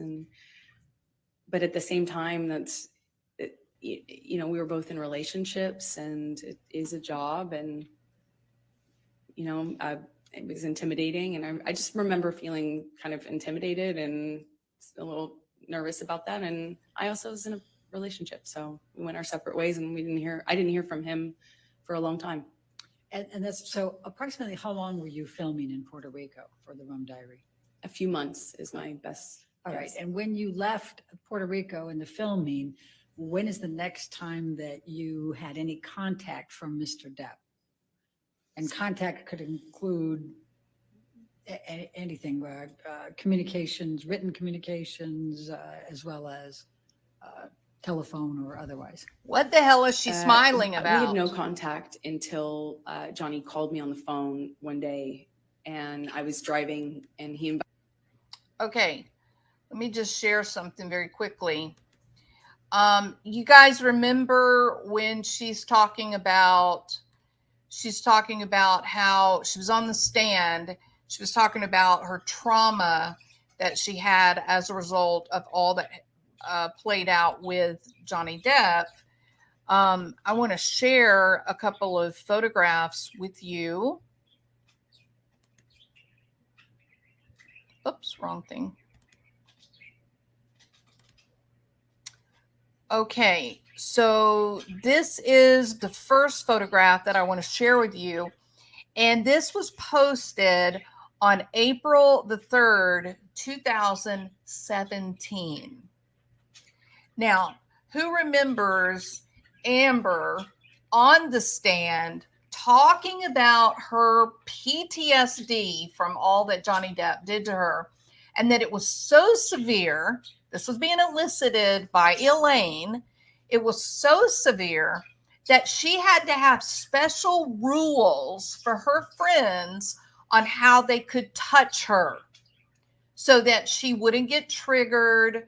Well, it's true that people, let's say that there is someone who's legitimately been RAPED, they ended up with horrible triggers. And so somebody grabbing them by the arm or sneaking up behind them playfully would throw them back into that moment of immediate trauma.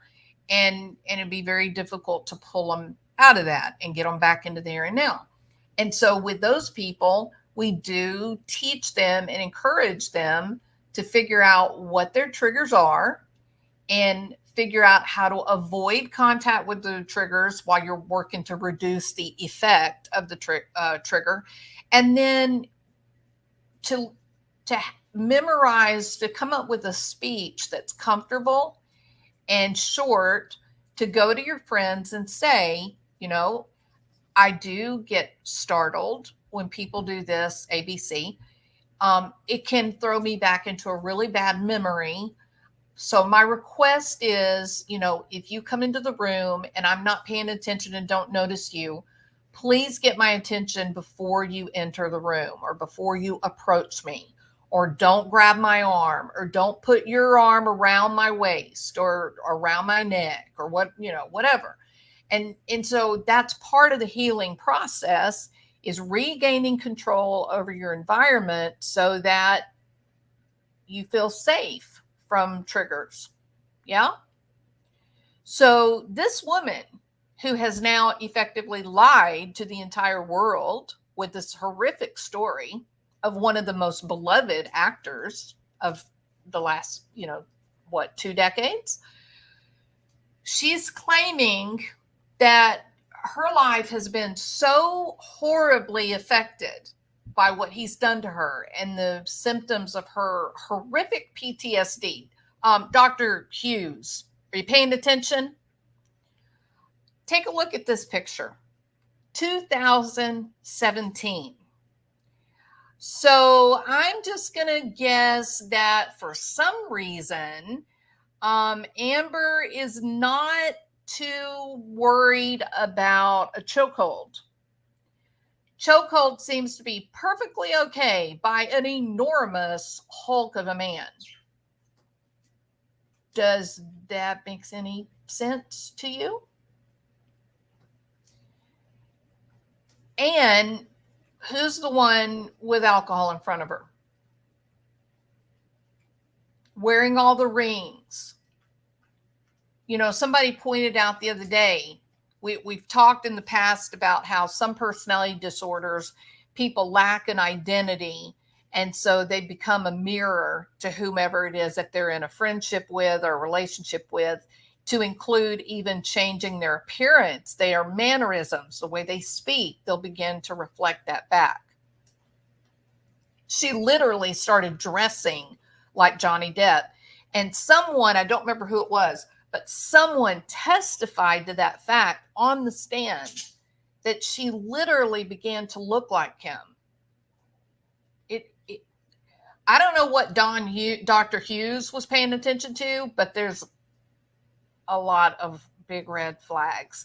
But this picture right here, from a woman who told the jury that she needed rules for her friends about how she could be touched. Does this look like a woman who's having trouble with PTSD based on physical assault and rape? Anybody? It's unbelievable. If this picture is shocking to you, put a 1. I'm just curious. If you don't think it's any big deal, put a 50, whatever. Hi, Uplifting Joe. This is a safe place to communicate opinions and observations. Let's not hate on each other, despite what any of us believe. We are all entitled to our own opinions. Absolutely. Thank you for saying that, Joe. Okay, so a lot of people are looking at this picture highly suspect. There's nothing wrong with the picture. Picture's perfectly normal. 2 people having fun, not a big deal. What is so suspect about it is that she claims that she needed rules for how people could touch her. She claimed that she needed special rules because she developed such extreme PTSD from Johnny Depp. Right? It's unbelievable. There have been people, men included. I saw a photograph of a man that was standing out. He had a sign and it said, "Thank you, Johnny Depp, for speaking up for us, for giving us a voice," meaning abused men. They're out there. Get on YouTube. There's some horrible videos of this guy who's begging his girlfriend to, leave him alone or whatever. She runs over him with the car, literally. Then 10 minutes after she runs over him with a car, she's wanting to know why she can't go with him to his mother's house. It's not just women that are being abused. The picture conflicts with her own testimony of PTSD and her rules she made for how people can be around her. Absolutely uplifting, Joe. And it look, this was 2017. It's clearly hogwash. I don't even have to say alleged hogwash. Here it is. Any psychiatrist or psychologist that understands this notion of having rules to try to help you manage environmental triggers, after listening to her testimony and then seeing this, watching the way she smiles and she tries to catch Johnny Depp's eye, this is not a woman who Dr. Hughes, where's the PTSD that you claim is there in such dramatically inflated levels? It's yeah. Dr. Curry, on the other hand, her testimony, both times, she's solid. She followed best practices standards. I heard somebody else say she did not. That's hogwash. She did. She did not, bury Amber under a pile of, questionnaires, self-report little kind of, snapshot of how are you feeling today, which is what the Beck is. And the Beck is fine. People use the Beck all the time. It's great for research and, tracking your patients to see if they're having any improvement, anything like that. But to say that that's part of your forensic battery of testing, please, no. And then I have one more that I want to share right here. Sorry, I'm slow at this, but I'm old. Oh, I think I can do it from this. Hold on just a minute. I think I can do it from here. And here's the other one, which is from January of 2018. Yeah. So, Dr. Hughes, please, Dr. Hughes, help us find the trauma. Where is it? Where are the rules for how people can touch her? This is actually her. That's her leg, and that's her leg. And then this girl that's in the red hat, she's got like her legs crossed right here. So Amber is like laid across. All these, how many people? 6 people. She's stretched out, and I don't want to know why she looks like Satan's bride. Go figure. Maybe she thinks she's still in the Stephen King movie. I don't know.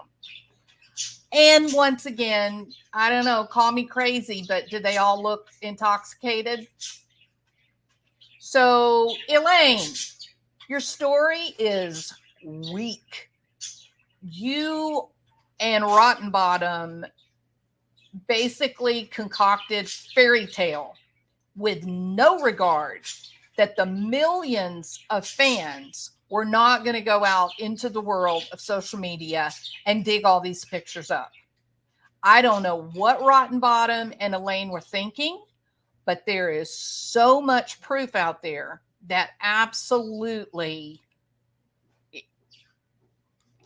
it's bad girl, bad chick.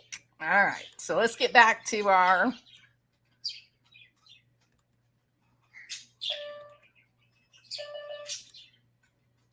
all right, y'all ready? Okay, here we go. Invited me over to his home in California. Beverly and I Hills. feel so bad for for Johnny Depp. It was out of the blue. I didn't even have his phone number. So it was quite unexpected.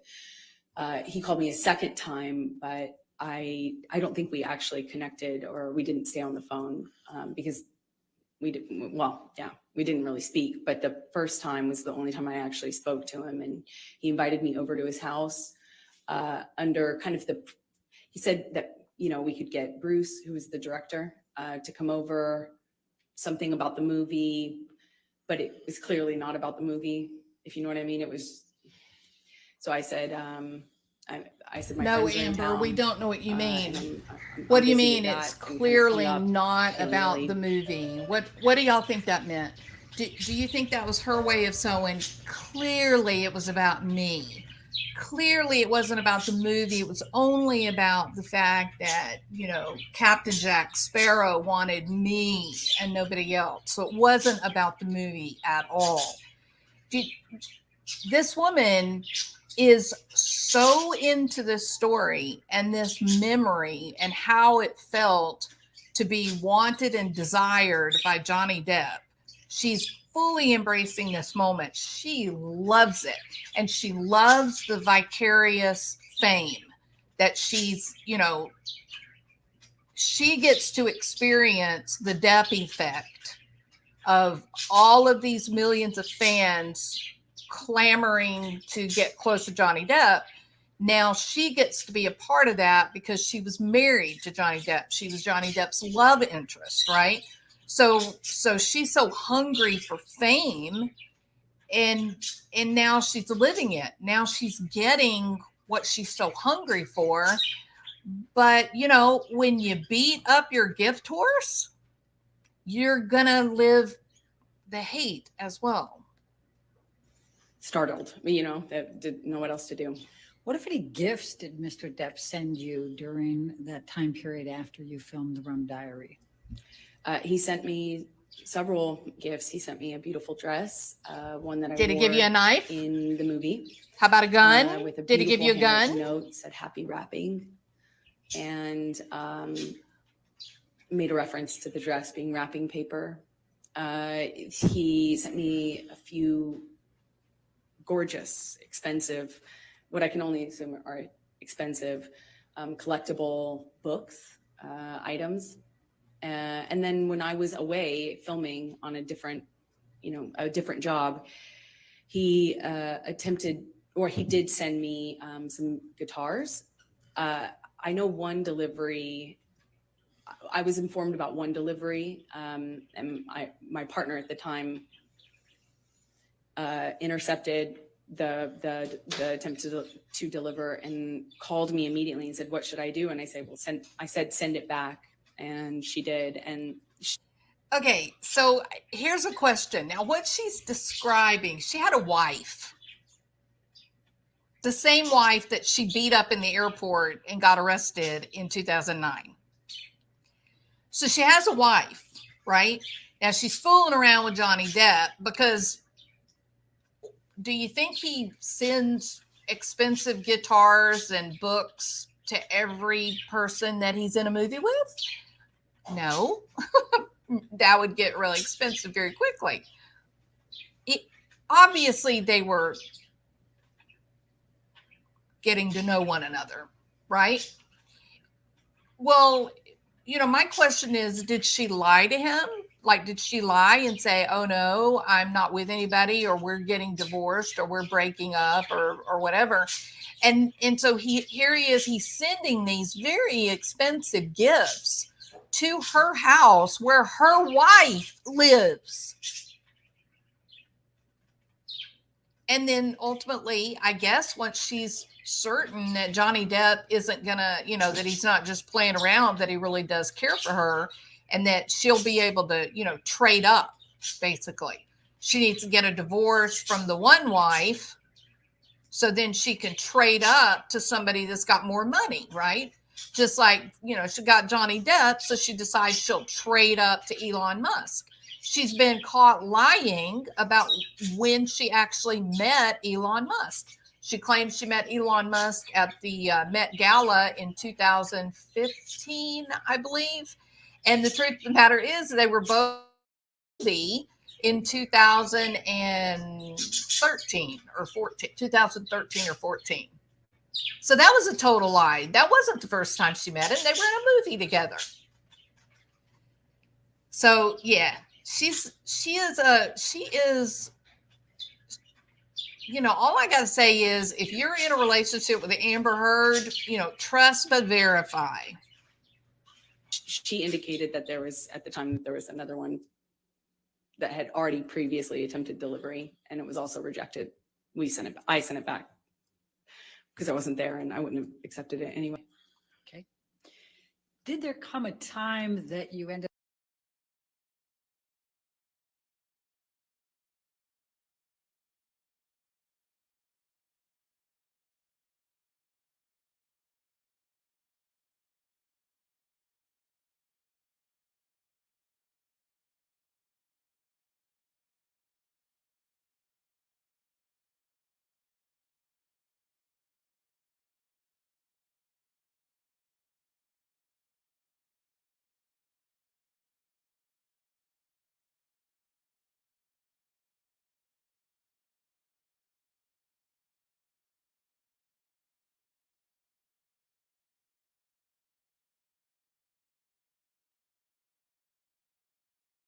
up having to go on a press tour for the Rum Diary?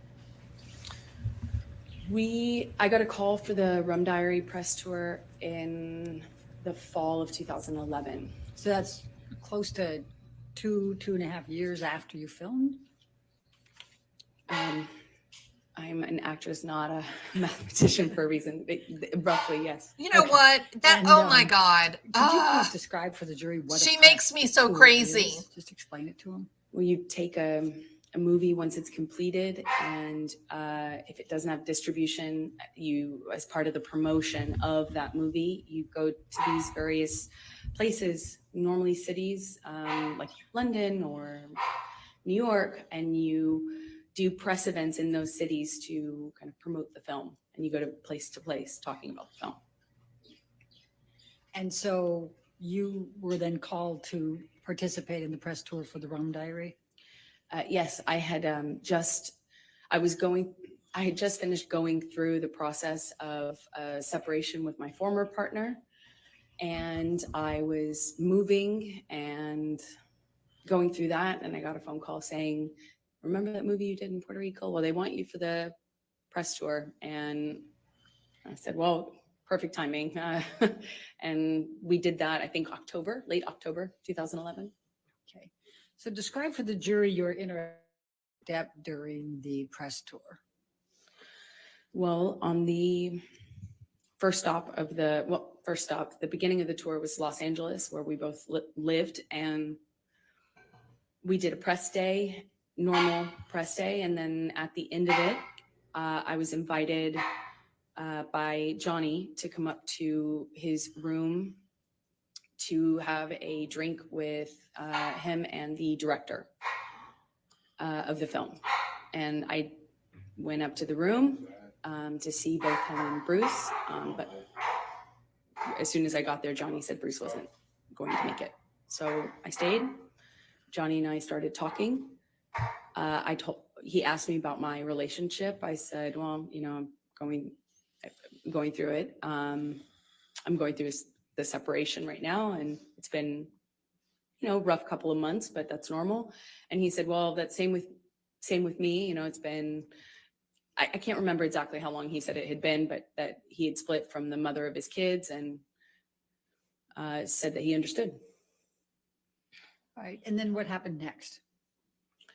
Then we drank red wine and continued to talk, and the talking became us, reconnect. It was like reconnection was almost instant. It was just chemistry. It's hard to explain that, but we sat on the couch and we talked, and it felt like there was it felt like there was an electricity to the room. And it's how I felt when I was alone with him anyway. And it was instant again.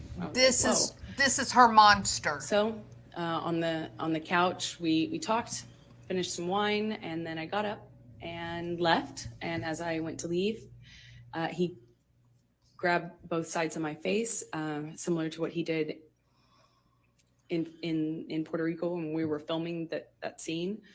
And he kissed me, and I kissed him back. And what happened next with respect to any relationship with Mr. Depp? Well, then we fell in love. We went on this press tour, and we went.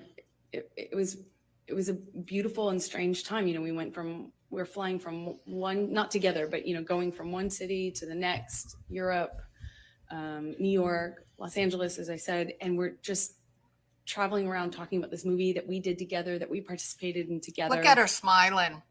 And we were falling in love. I mean, it was just, at the first dinner in London, he no tears, sat me next to me. He produced no the film regrets, and was a part of no warnings to others, and was responsible for different things than I was as a like a little girl as an actor having a small part in it. watching a Disney romance. We went on this press tour, nothing and to suggest PTSD. In London, he had me sat next to him at a dinner, and then we ended up spending the night together in my hotel room.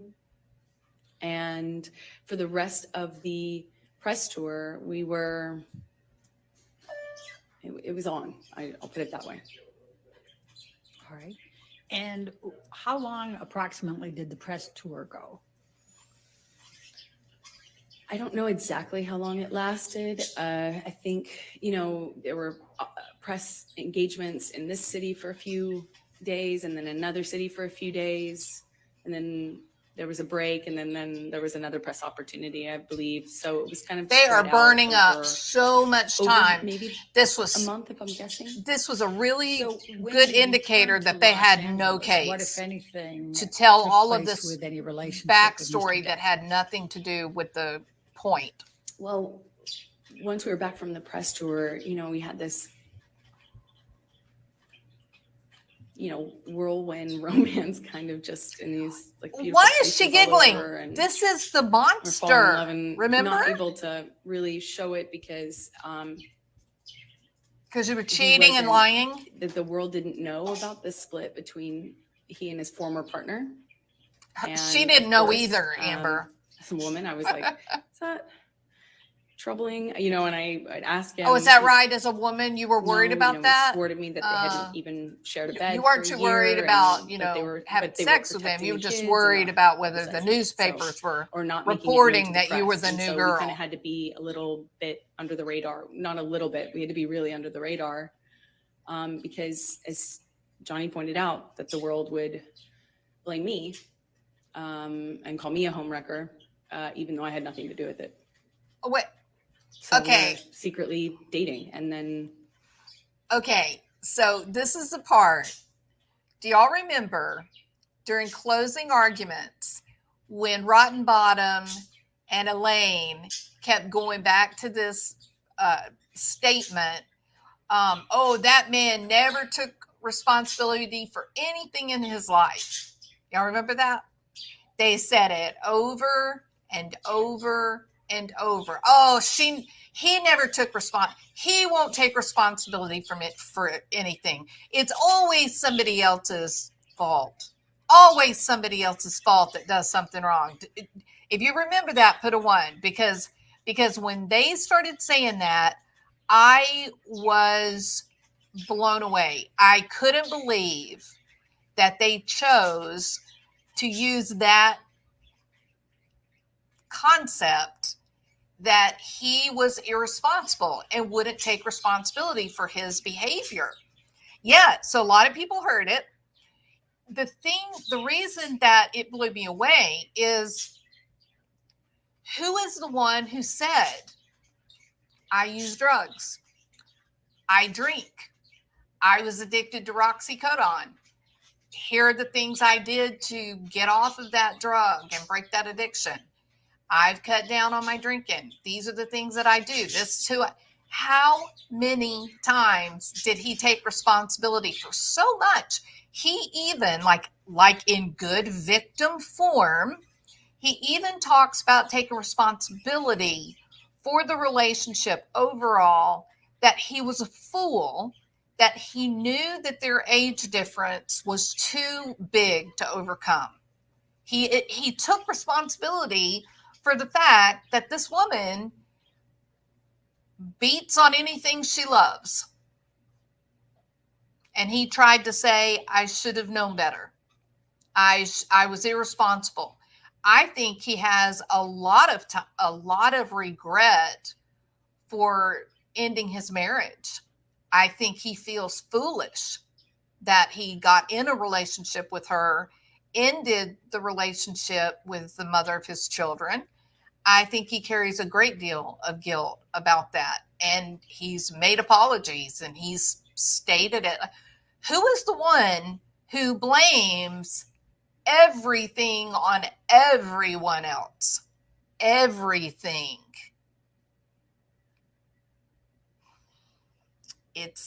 I couldn't believe when Elaine Rottenbottom said this man's never taken responsibility. And you know that the jury had the same reaction that we did.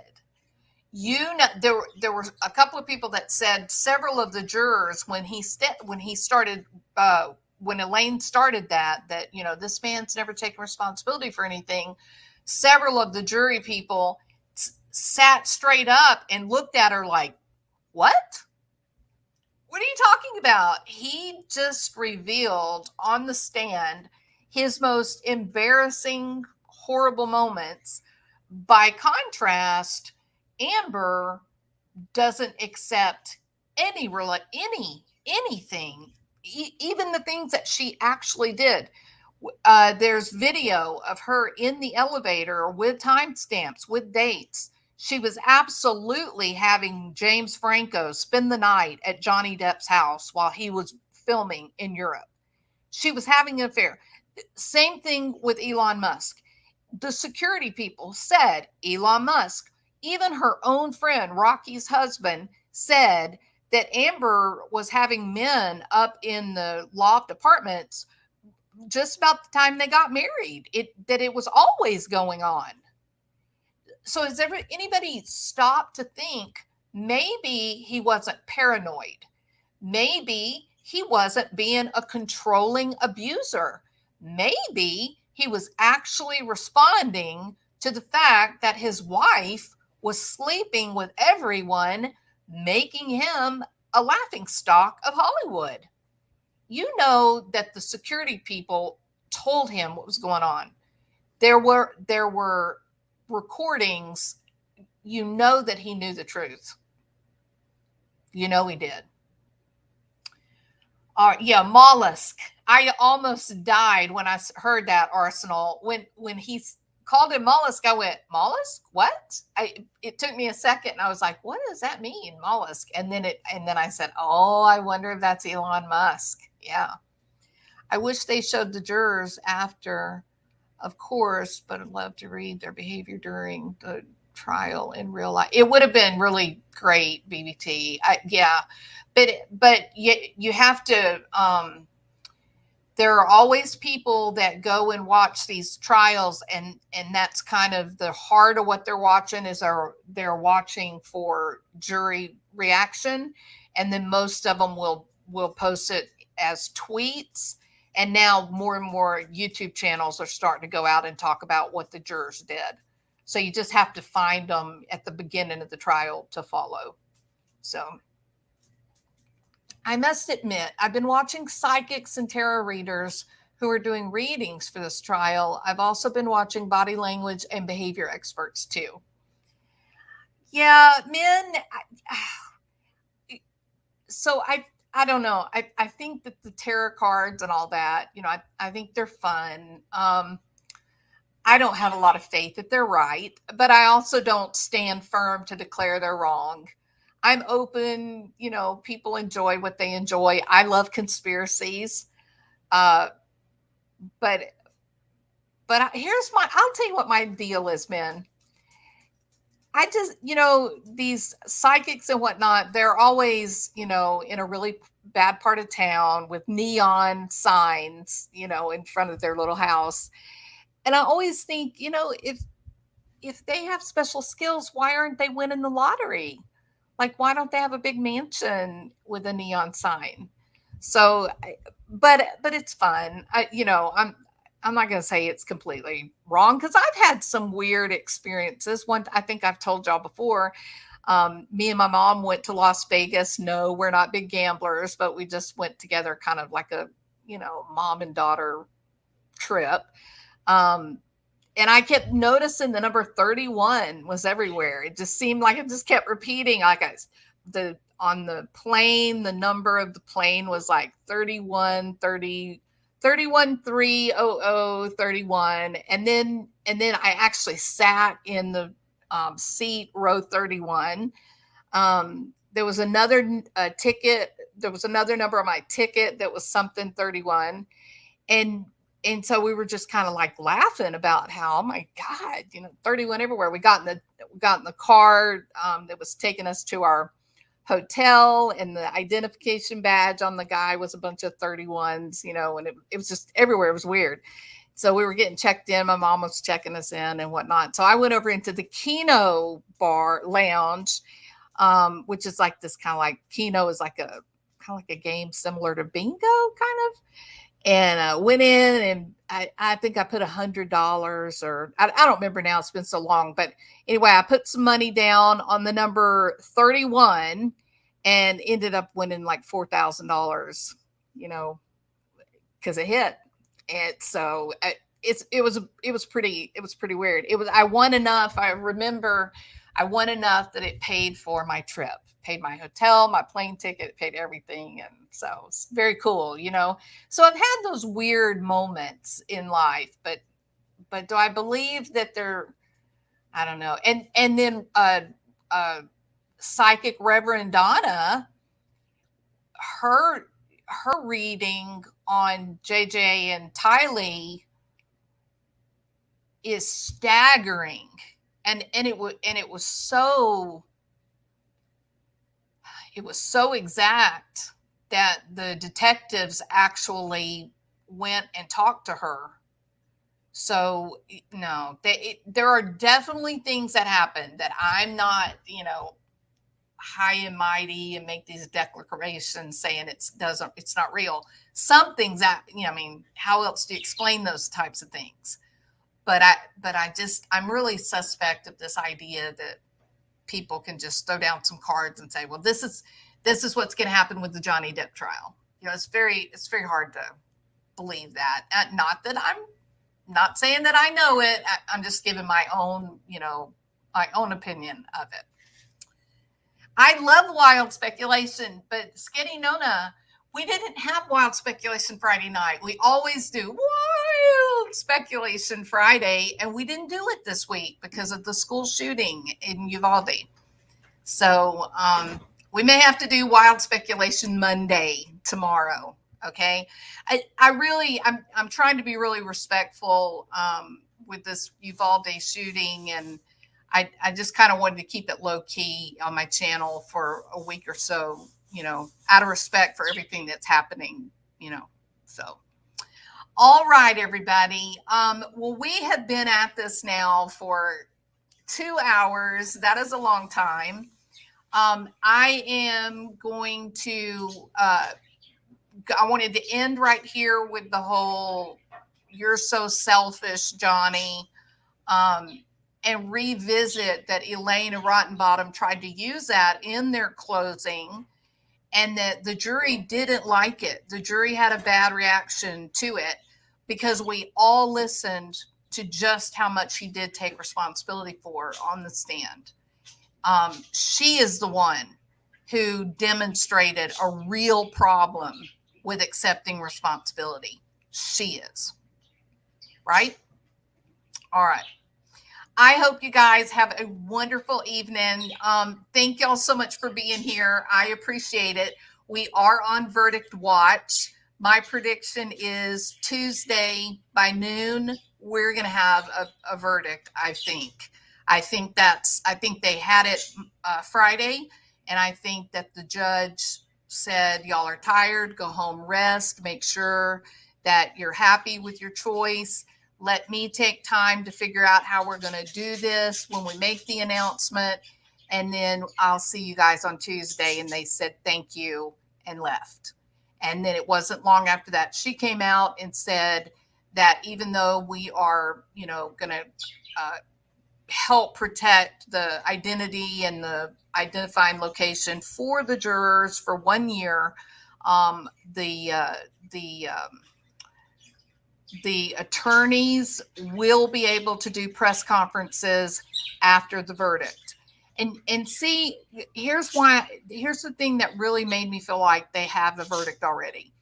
Because had they made the announcement Friday what the verdict was, you would have had these two teams, $1 million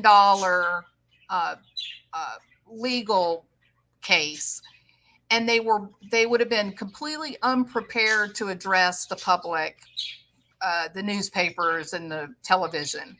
They would have been unprepared, right? It would have just been off the cuff, short, very quick, because everybody's exhausted. They wouldn't have thought about having something prepared. This way now, they've kind of been given the message, hey, you better have your statements ready to go. You better know what you want your final words to be. You know, get a little plug-in for your firm, your legal firm, and spin it, you know, figure out how you want to spin the whole thing for your team. And so she was basically given a heads up to the attorneys to get their statements ready and be ready to go Tuesday. So I think they took a vote. I think they were all on the same page, and the judge said, okay, well, it's, you know, think about it, rest, and we'll do this on Tuesday. So that's kind of what I'm thinking. I could be totally wrong. We could be here a week from now still on verdict watch, but that's my position. I kind of think that might be where it is. Okay. So I will be back tomorrow. I'm not working tomorrow. I hope you are not working tomorrow, because it is Memorial Day. And so I think I'll be back at, it's probably going to be, probably do another live probably tomorrow, somewhere between 12 and 2 will be tomorrow. Okay. We'll try to do a wild speculation tomorrow night if I can come up with a topic. I got to think of a topic. Okay. All right, everybody. Thank y'all so much for being here. I appreciate it more than you know. And remember, once we get this whole trial finished, there's been an awful lot that's been happening in the Lori Vallow, Chad Daybell case. We had Barry Morphew was on television with his two daughters, and his attorney made it sound like it was all water under the bridge and it was all over with. And the next thing you know, the detectives, the FBI detective is showing up questioning Barry. And the attorney was saying, well, he's being mistreated and harassed. And everybody's going, no, Iris, he's under investigation. So apparently they are hot on the heels of Barry Morphew.